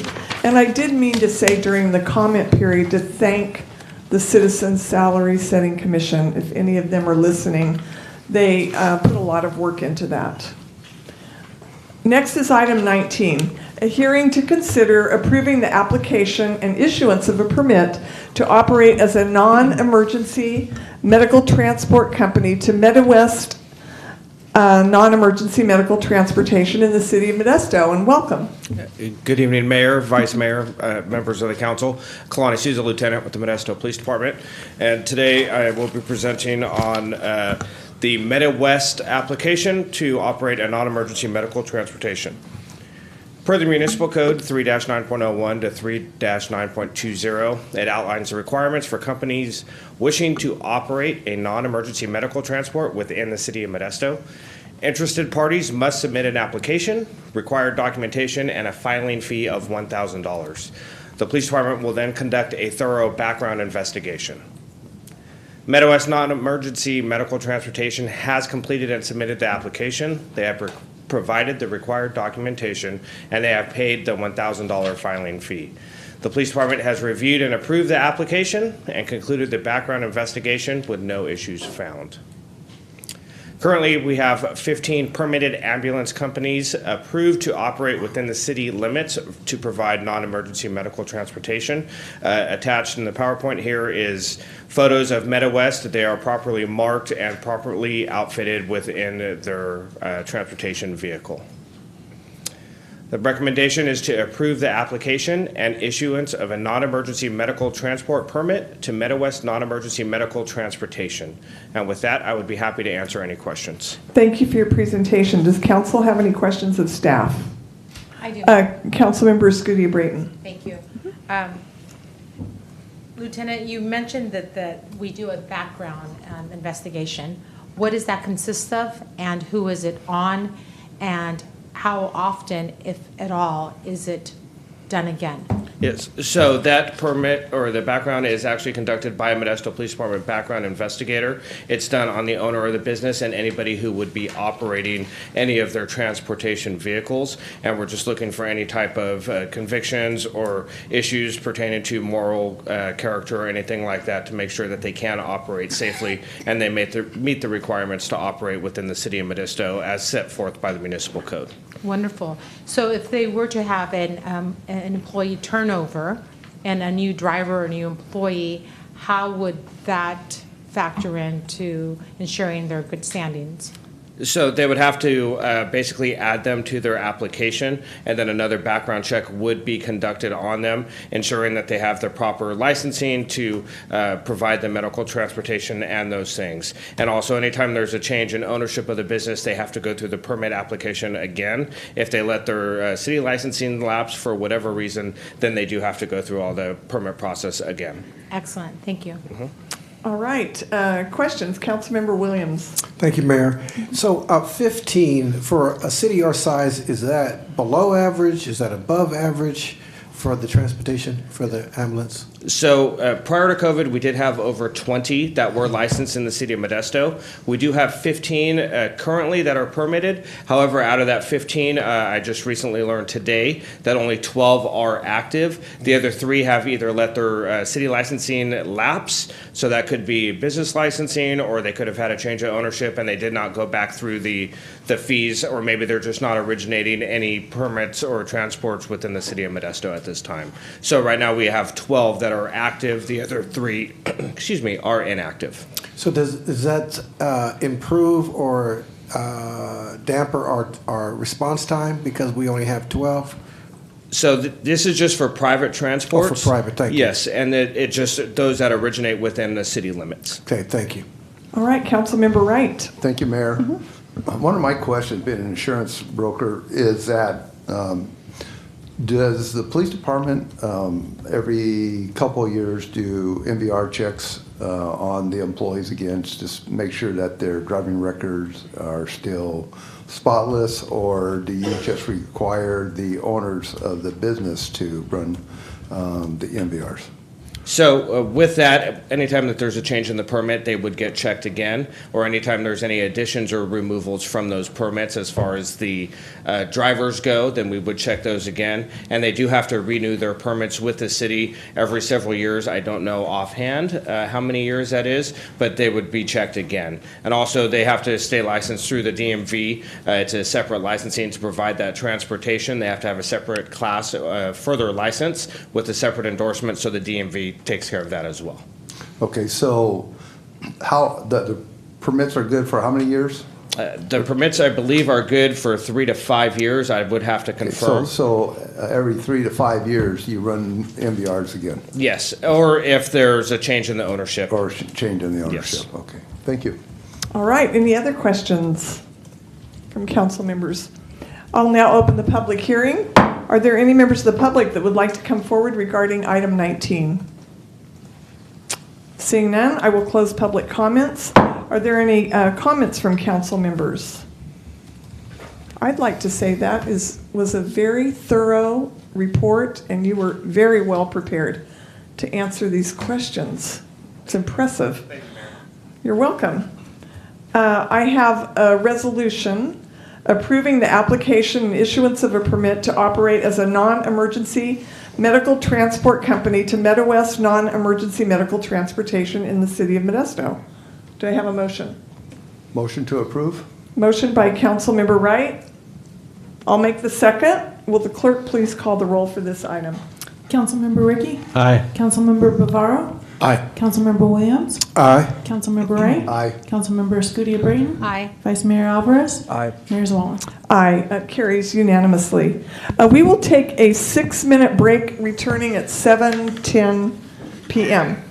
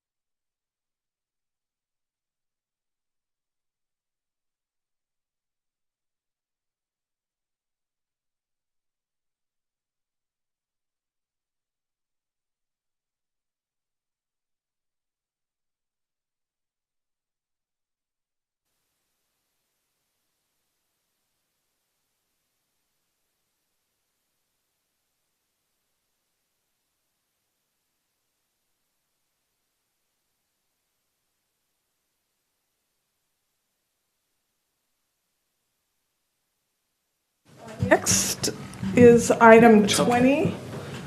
I believe that Vice Mayor Alvarez will need to excuse himself. Thank you.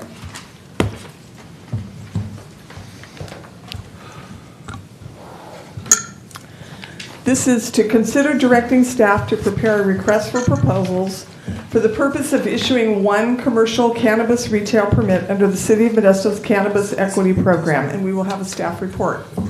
Thank you, Mayor, City Council. Jessica Hill, Director of Community and Economic Development. So a little bit of background regarding cannabis dispensaries in Modesto. On December 12, 2017, Council allocated the amount of cannabis retail permits to not exceed 10 permits. And at that time, Council also directed staff to prepare an RFP to gather applications regarding people who were interested in dispensary permits under that same authority of that resolution. So the initial proposals were evaluated by staff and HDL on a set of technical requirements in these categories. A business plan which encompassed experience, operating and management, and proof of capitalization. A site security plan which talked about cameras, security, as well as entry and exit procedures. Facility environmental and design considerations such as green practices and parking, as well as governance to the community, as well as evidence of property ownership, location accessible by the public, and analysis of the projected consumer base. So as part of this process, the city received 20 cannabis dispensary proposals during the original 2018 process. Again, city staff with our HDL reviewed the applications against technical requirements and assigned each a score up to 55 points. We also worked with a cannabis ad hoc committee who conducted interviews of each of the applicants regarding the community benefits of each proposal. The ad hoc committee considered the technical and community benefit scores and as a result made a recommendation of 8 dispensary permits, and in 2018 the council approved the issuance of 8 out of the approved 10 dispensary permits. Since that time, we've had our cannabis consultant, HDL, complete an assessment of cannabis retail sales in California in 2022, and they recommended a general benchmark ratio of 1 dispensary business to every 20,000 citizens. And as of that date, there were 7 dispensaries which were operating in the city, 2 in the sphere of influence, and a total of 19 countywide.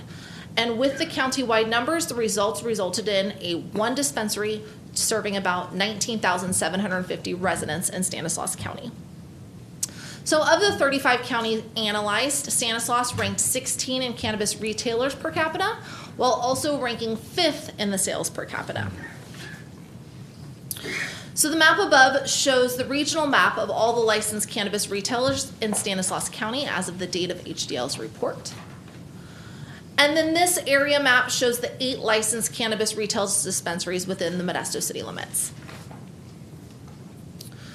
So as we looked at our retail excise tax, all cannabis retailers are charged an additional 8% sales tax for the city of Modesto.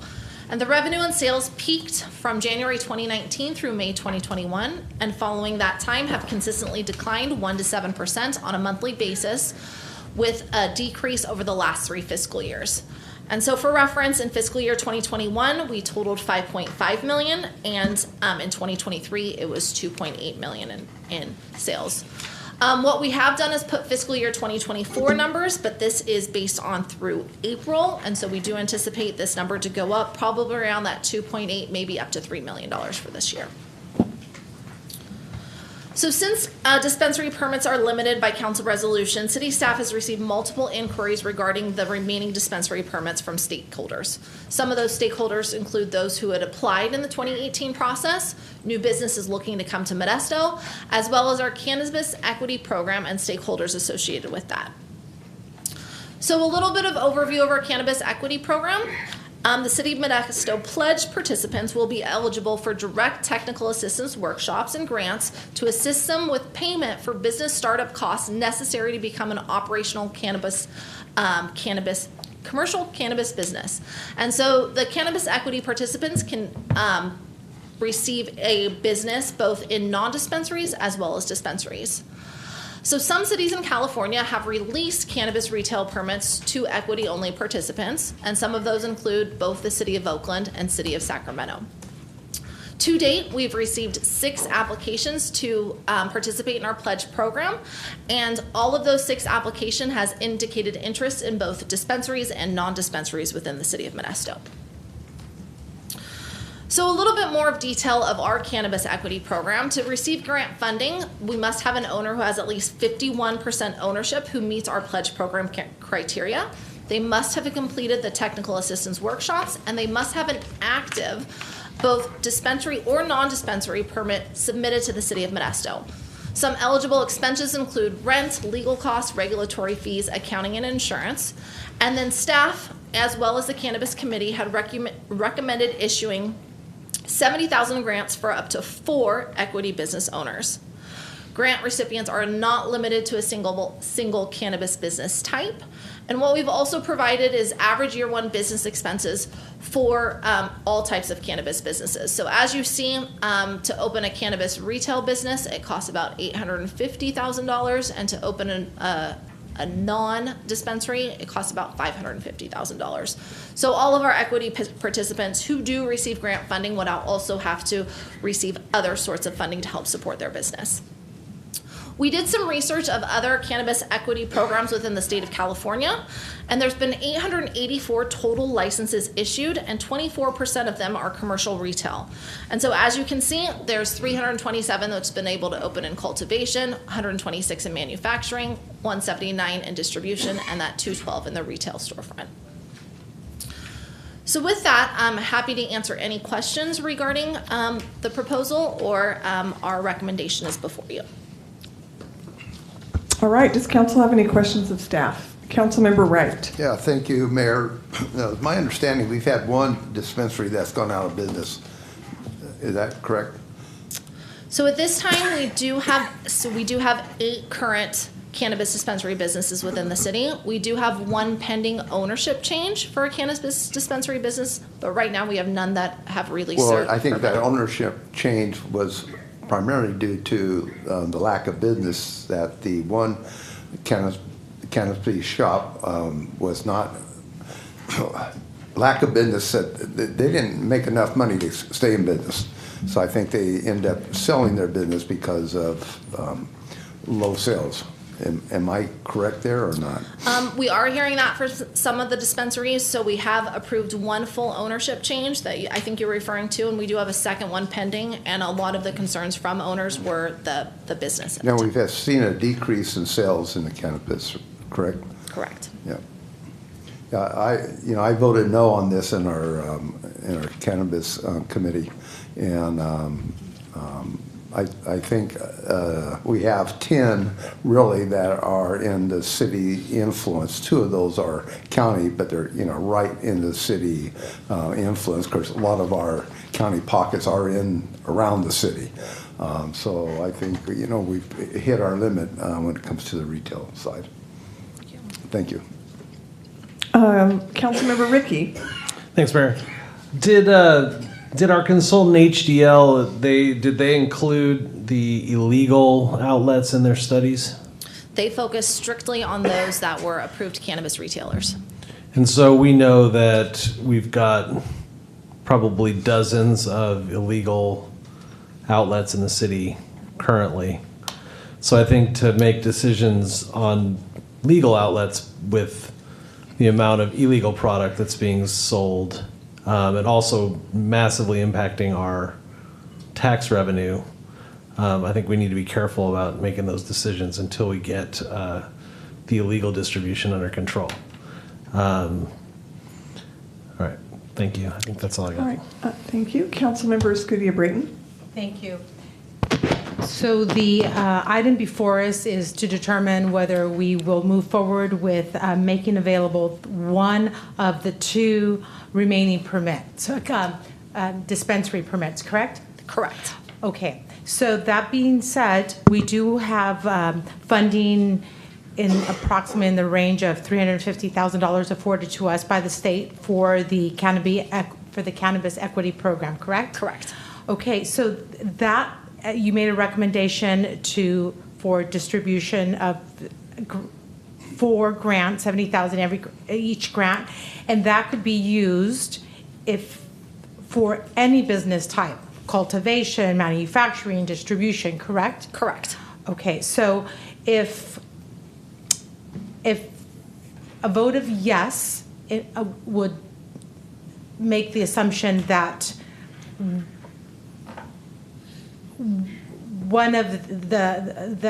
the grant recipient can be a dispensary, one of the ones that is issued.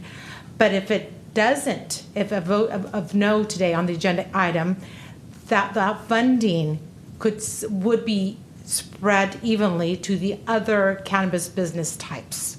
That is correct. Okay, great. That's the only questions I have. All right, I have a couple of questions. So how many equity applicants did you say? So to date, we have six Six. cannabis equity. And are they both interested in both dispensary and non-dispensary? They are, All yes. 6 of them? Correct. All 6 of them, okay. And then on the per capita data analysis, being ranked number 5 in retail sales per capita,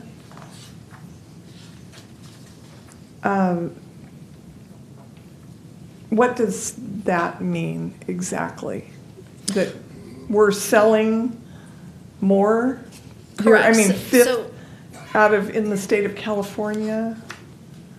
Correct. So Okay. what they look at is for our sales based on the amount of our population. And so we rank 5th, which we have more sales per Okay, in the population. county. This is, I see now, it's by Correct. county, yes, okay. Thank you, that's my questions. Councilmember Williams? Thank you, Mayor. Jessica, so is there a certain distance between the dispensaries? So you're saying that, okay, there's 2 more that could happen. Is there a spacing of miles of distance from the other? Yes or no? At this point, no. So they can have one across the street from another one? They'd have to meet all the other requirements, but yes, that would still be allowable. Okay, thank you. Right, any other questions regarding item 20 from council members? Seeing none, I will open this up to the public. Are there members of the public that would like to speak regarding this item? I will close public comments. Are there comments from council members? Councilmember Escudilla-Brayton. Thank you, Mayor. It's undeniable, well, I definitely, and I know the council does too, desire and support a very robust, strong business economy in Modesto. As presented with Jessica in her presentation, the cannabis market in Modesto has reached this peak and has taken a nosedive with no revenue increase since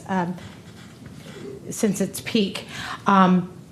It's struggling, and it's I cannot in good conscience support adding another dispensary into a struggling economic market. To do that would be it would just be against what I want for Modesto. I don't necessarily think that this would be the case at a different time. I just don't think that an additional dispensary is right for Modesto at this time. The economy is struggling. To add another business competitor to an already struggling economy would just be unfair and not the right thing to do. That doesn't mean that we cannot be good stewards of the funding that has been afforded to us already. And it would make sense to direct that money to other business modalities that support this industry, because those other modalities or the other business types, whether cultivation, manufacturing, distribution, would go to support the existing 8 dispensaries and giving them a better opportunity to make a good income, bring in revenue, help the taxes in our city. So by doing it that way, I think it's the best way to help Modesto with having a vibrant economy. So for those reasons, I will not be supporting this agenda item in encouraging a dispensary permit to be made available and opened up. All right, Councilmember Williams. Thank you, Mayor. I'm sorry, Jessica, just another quick question. How long has some of the potential dispensary individuals been trying to get on board? I'm just a curiosity. So it would be since 2018. Whoa, so how many of them since 2018? So there was 20 that originally applied, and we only awarded 8. And so, I mean, we've sporadically heard at least from the 12 that had not been selected. Since 2018. Correct. All right, Councilmember Ricky? Thank you, Mayor. I'm going to be supporting this. If you look at the facts on the ground, the reason why the tax revenue is going down is because of illegal sales. We've proven that. We know that there are dozens of illegal outlets out there that are selling in the open in our city and in the county.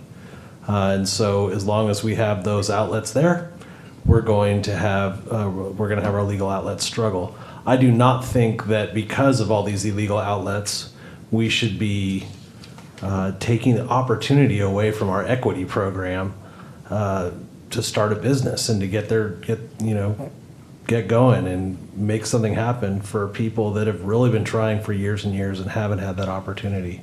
So I really support the idea of getting a license out there for the equity program and trying to help people, trying to improve our community, and trying to, if we're gonna, have cannabis in our community, that we distribute it in a safe, responsible way where it's not being sold to kids and where it's generating taxes for our community. Thank you.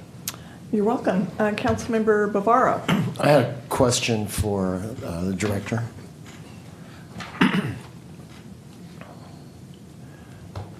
If this measure fails tonight, would we still be able to use the equity program for cultivation or lab tests, or is that going to go away? Correct. You would still be able to use it for non-dispensaries. Okay, and would that be coming, if this did not pass tonight, would then the staff bring a recommendation back to the council? So we would still proceed with the cannabis equity program, and when grants were ready to be awarded, we would bring a recommendation to council for those, yes. Thank you. You're welcome. All right, Councilmember Williams? One more time, Jessica, sorry. So you would be able to bring it back. So would it still be applicable for those 12? Or that it would be dead in the water at that point? So the action tonight would be to release one dispensary permit specifically for cannabis equity participants. So if one of those 12 was eligible for cannabis equity, if it passed tonight, they could do a dispensary. If not, the recommendation does not include just everyone. So you're saying that the 12 aren't ready at this point to qualify? So we would have to see if they qualified for the cannabis equity portion of it, because the recommendation tonight is one dispensary for a cannabis equity participant, not just a general dispensary permit. Okay, thank you. You're welcome. All right, any other comments from council members? Seeing none, any other comments? No. All right, I have a resolution directing staff to prepare a request for proposals for the purpose of issuing one commercial cannabis retail permit under the City of Modesto's Cannabis Equity Program, providing local equity development grants and education pledge. Do I have a motion? Move to approve. All right. Do I have a second? All right, I will make the second. Will the clerk please call the roll? Councilmember Ricky? Aye. Councilmember Bavaro? No. Councilmember Williams? Aye. Councilmember Wright? No. Councilmember Scudia-Brayton? No. Mayor Zawalin? Aye. So it is a 3-3. No, what was it? I'm sorry, I wasn't. Yes, 3-3. 3-3. Okay, that's what I thought. So it fails. I should have made my little notations. All right, so I will turn this over to the city attorney to please explain next steps and what it means. Absolutely, Mayor. So on a 3-3 vote, a resolution requires 4 votes. On a 3-3 vote, the motion fails. In this case, if no alternate motions are made for a different number, for example, 2, 3, but it seems as though it was from the comments that it was a no dispensary. Motion fails. From what Jessica mentioned, the staff would still be proceeding with the cannabis program. The money is still there, but under the non-dispensary type of applications. All right. So we are free to go on to the next item from here. Yes. All right. Will someone please ask Vice Mayor Alvarez to return?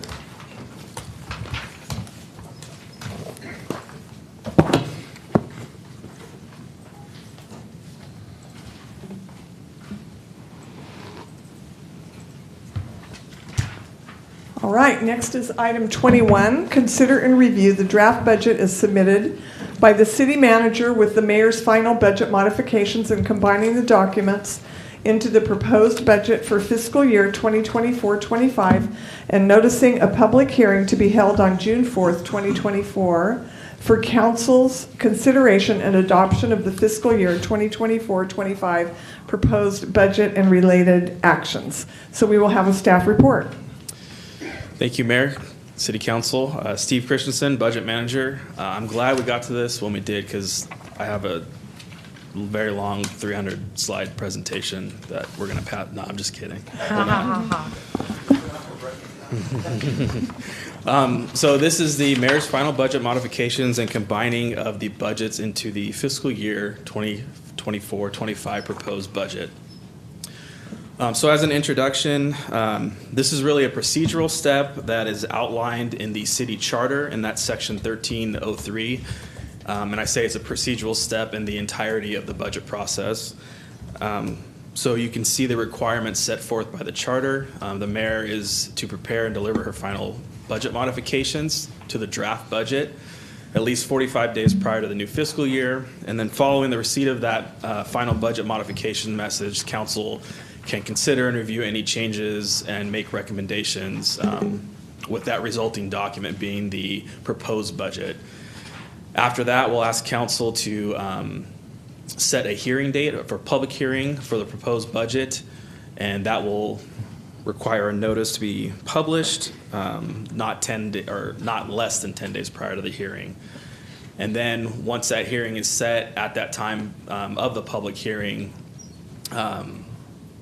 council and any interested persons can make their voices or opinions heard on that budget. So that would be at the hearing date set in by council tonight. In terms of the general fund overview, looking at our total general fund budget, we have $186.2 million in revenue, total expenditure budget of $194.3 million, with that structural budget deficit or shortfall of $8.1 million.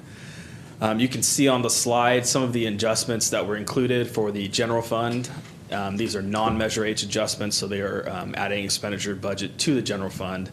We have the approval or the recommended adjustment of adding a executive assistant position in the city council office. We have additions for an admin office assistant for economic development services, the addition of a buyer position, and then an addition of a police range and training center technician, and most importantly, probably the city support of the Breakfast with Santa. No comment or laughing. I did. It's great. That is important. It is. Maybe next year.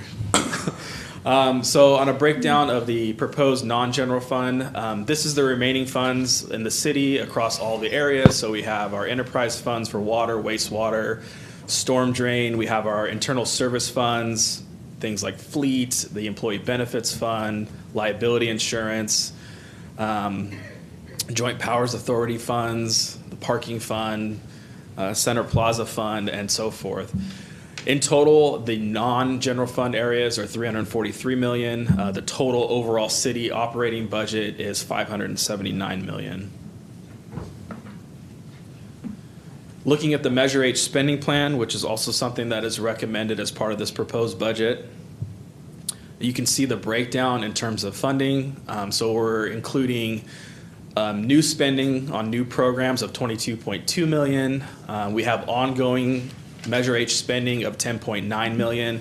That ongoing expense are for items that were approved by council in the what we call the quick wins, which was the initial spending plan back in 2022-23. And then we have the items that are ongoing from the 23-24 spending plan that were also approved as part of this current year budget. You can also see on there we've outlined the general fund budget deficit funding, which is $8.1 million for the total Measure H spending plan of 41.36, let's call it 41.4 million in fiscal year 24-25. We also wanted to provide a breakdown of that spending plan, whether the expenditures were ongoing versus one-time. So a lot of the ongoing expenditures are either for a specific program or for personnel that were added, so positions being added through the Measure H spending plan. And then again, you can see how that totals out for the $33.2 million in terms of Measure H spending, and then the $8.1 million for the general fund budget deficit funding.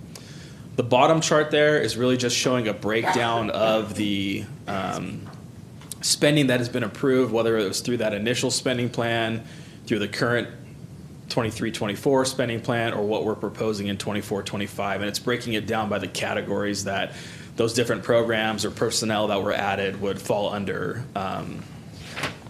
as you can see there. So parks improvement, public safety, being the top spending categories, followed by forestry, fire, EMS, and homelessness. So with that overview, I will turn it over to the mayor to read her final budget modification message. All right. To the residents of Modesto and members of the City Council, it is with great honor and respect I present for your consideration the proposed fiscal year 2024-25 operating multi-year and capital improvement project budget for the City of Modesto.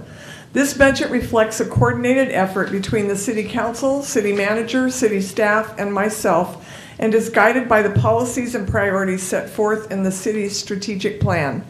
Through diligent planning, the proposed budget for fiscal year 2024-25 reflects our commitment to fiscal responsibility, but also paves the way for growth of services for the residents of Modesto. The fiscal year 2023-24 Measure H spending plan has seen appropriations of approximately $30 million in Measure H funds that have had a dynamic impact on our city.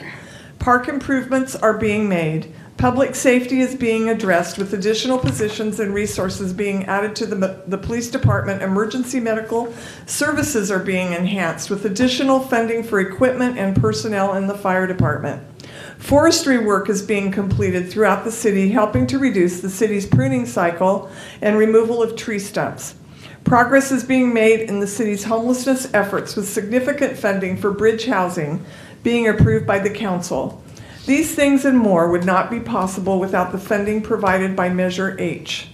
With the continued voter-approved Measure H funding, the fiscal year 2024-25 Measure H spending plan looks to continue these efforts above and provide additional improvements to city services. The Measure H spending plan that is proposed with the fiscal year 2024-25 operating budget includes funding in the following areas: public safety, $8.5 million. Parks improvement, $7.9 million. Forestry, $3.9 million. Blight, $3.9 million. Deferred maintenance, $2.2 million. Homelessness, $1.8 million. Sidewalks, $1.8 million. Fire, EMS, $1.7 million. The spending listed above will allow the City of Modesto to continue to implement a multitude of projects and initiatives that will enhance the quality of life for all residents. One area focused in the proposed budget looks to address needed infrastructure improvements. Streets work will continue for the current backlog of sidewalk repairs, and we will see the completion of the 185 plus slurry lane miles repairs. Furthermore, I am excited about the start of construction on both the Cesar Chavez Park and Phase 2 of the Mary E. Grogan Park. These projects represent a significant investment in our community's recreational infrastructure. The city's general fund faces a budget deficit with expenditures exceeding revenues by $8.1 million. Expenditure growth continues to outpace the growth of revenues, which has contributed to this shortfall. Measure H has helped to ease the burden of the ongoing budget deficit, and staff continues to heavily scrutinize the general fund operating budgets to minimize the impact of the ongoing structural budget deficit. I look forward to the upcoming Economic Development Summit and the city's preparation of the Economic Development Strategic Plan. This plan will be crucial to the future economic growth in Modesto and will provide an all-inclusive guideline, as well as considering related issues such as infrastructure and workforce development.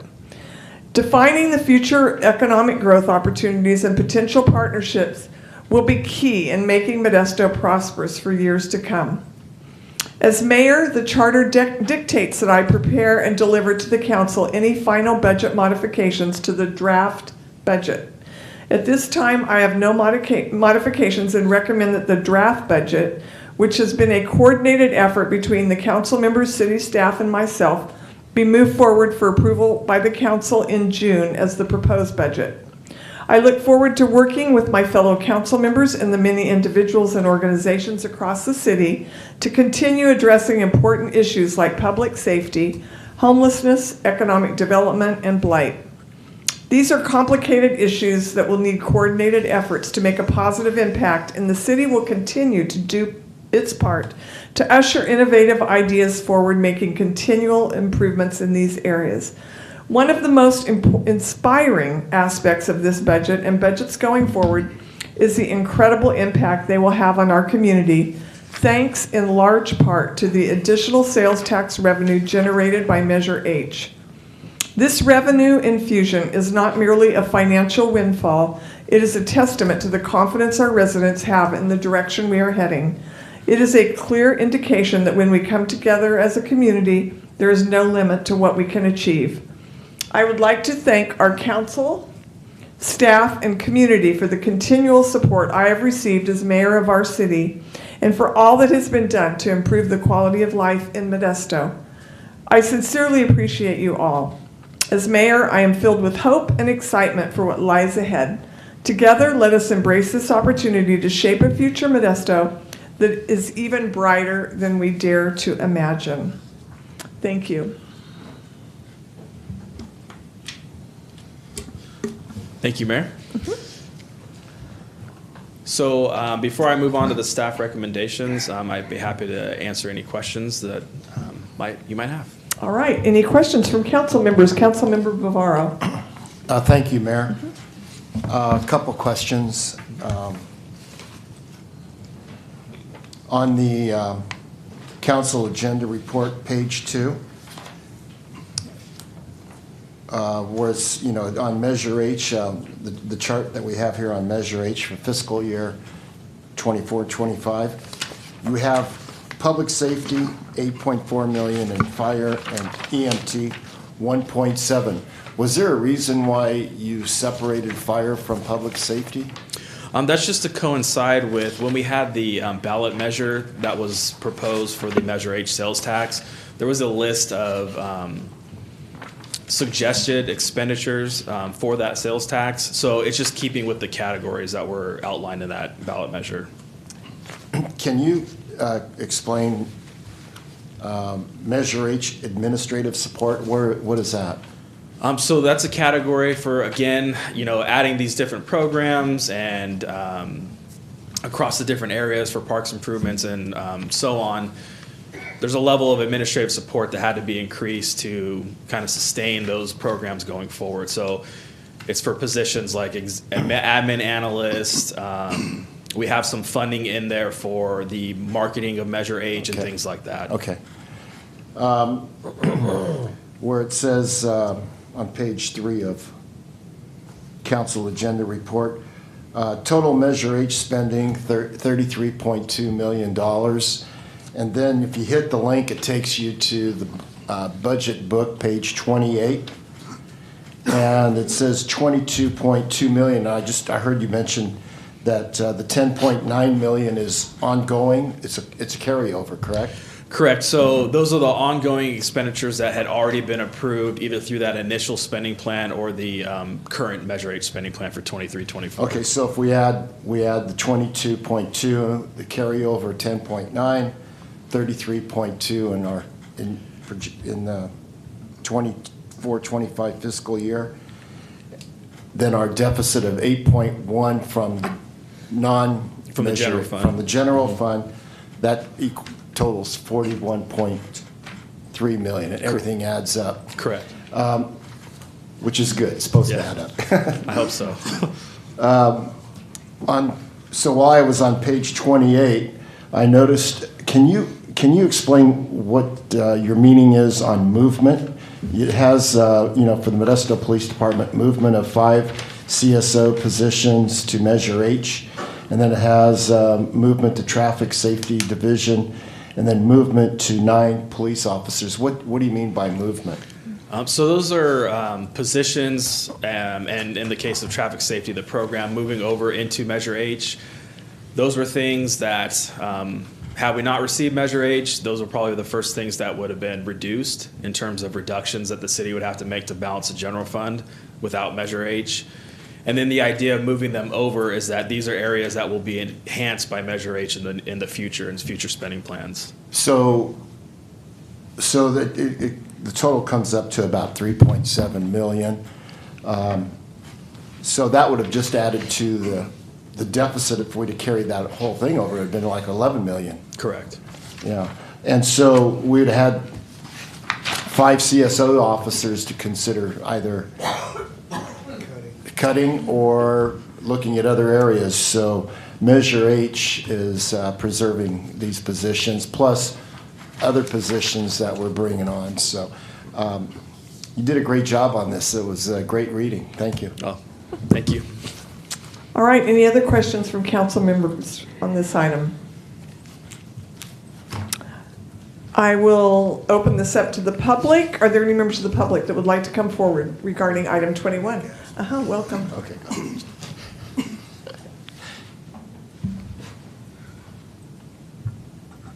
Good evening again. But I already told you this, but I think it's wrong.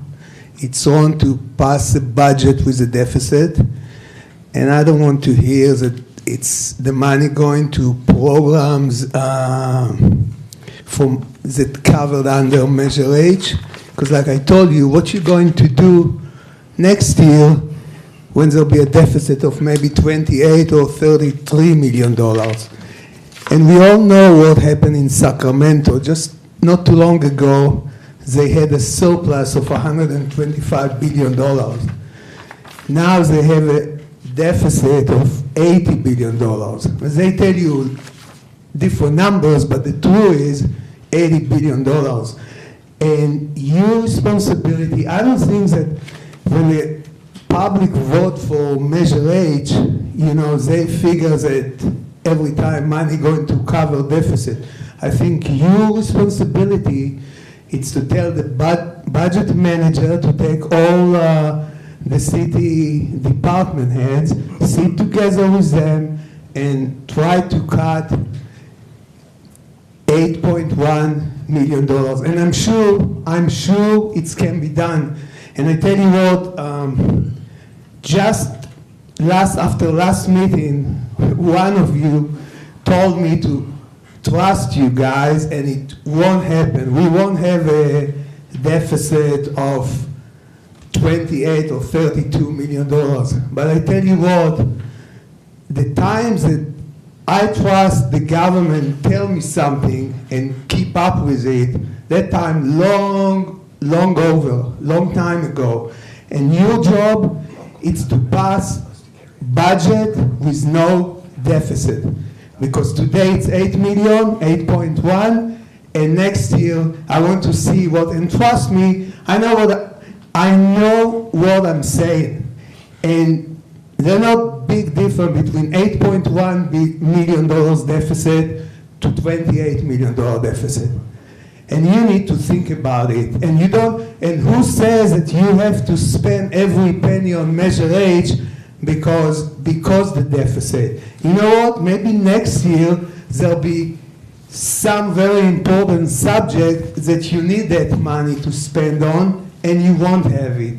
So this is your obligation to the people that put you in office, and you can't just because that's what the city employees came with.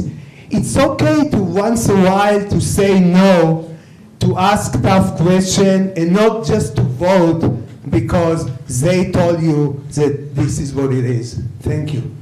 Mayor, we're not spending every penny of Measure H, Mayor. Local governments do not deficit spend. They have to have a balanced budget. If it wasn't for Measure H, then that 8.1 million plus that 3.7 million, total 11 million, well, those would have been lost jobs or positions or services in the city. We would always have to have a balanced budget. So Okay. Measure H, the passage of I just Measure want to H remind you it's public allows comment us time, to so do wrap it this. up. Thank you, Mayor. Thank you. Any other public comments at this time? All right. I will close public comments. Are there any comments from council members? I guess this is the time. I'm sorry, Mayor. All right. Councilmember Bavaro. My apologies, Mayor. As I was saying, we're not spending every penny of Measure H dollars. Number one, and maybe the budget director can tell us how much do we setting aside in reserves. Number two, local governments must have a balanced budget. We're not allowed to deficit spend. That was the whole purpose of Measure H, was to pass that 1% sales tax for public safety, homelessness, and economic development. And it passed by a large percentage in the city of Modesto. So if that didn't pass, then we would be talking about cutting our budget tonight. That's what we'd be talking, because we would have to balance the budget. Fortunately, Measure H passed. The monies from Measure H is going to offset the carryover on the non-Measure H budget. So I appreciate the comments that are made about this, but I just want to make sure that we have the accurate information out there so people will understand what we're doing. Thank you. Any other comments from council members? I would like to thank Stephen Christensen for assisting me with this process and for helping to write the comments and for working together. I did have a question about our reserves. Okay. Go ahead. Okay. So you're correct, especially in the initial spending plan and then the current year spending plan, we didn't appropriate all the funds. So we anticipate at the beginning of next fiscal year, there'll be well over $24 million in reserves on Measure H. And that's just, again, we've had one full year of Measure H revenues coming in. And then in the current year, I believe there's about $1.6 million that we didn't allocate to anything. And I won't bring it up, but if you look at the presentation and you see the area where we have the breakdown of ongoing versus one-time expenditures, you can see that a majority of those expenditures, or a lot of them, are for one-time things that, we won't reappropriate next year. All right. Finish up on my comments. I have gone through the 272 pages that you sent on the budget book, and you were right, city manager, it was a book. And I also have gone through our workshop notes, and this is a sound budget that is meeting the priorities of the council. That when we met earlier this year, we set out the priorities for the city, and the city manager, along with his directors, followed those priorities. And so on June 4th, when this comes before us, I will be voting in support of our budget. Thank you, Mayor. You're welcome. Any other comments from council members? All right, I have a resolution combining the city manager's draft budget and the mayor's final budget modifications into the proposed budget for fiscal year 2024-25, and noticing a public hearing to be held on June 4th, 2024 for council's consideration and adoption of the fiscal year 2024-25 proposed budget and related actions. Do I have a motion? Second. Moved by Councilmember Bavaro, second by Councilmember Williams. Will the clerk please call the roll for this item? Councilmember Ricky? Aye. Councilmember Bavaro? Aye. Councilmember Williams? Aye. Councilmember Wright? Aye. Councilmember Escutia-Brayton? Aye. Vice Mayor Alvarez? Aye. Mayor Smalley? Aye. Carries unanimously. Are there any matters too late for the agenda? Seeing none, I am calling this meeting of the City Council to be adjourned.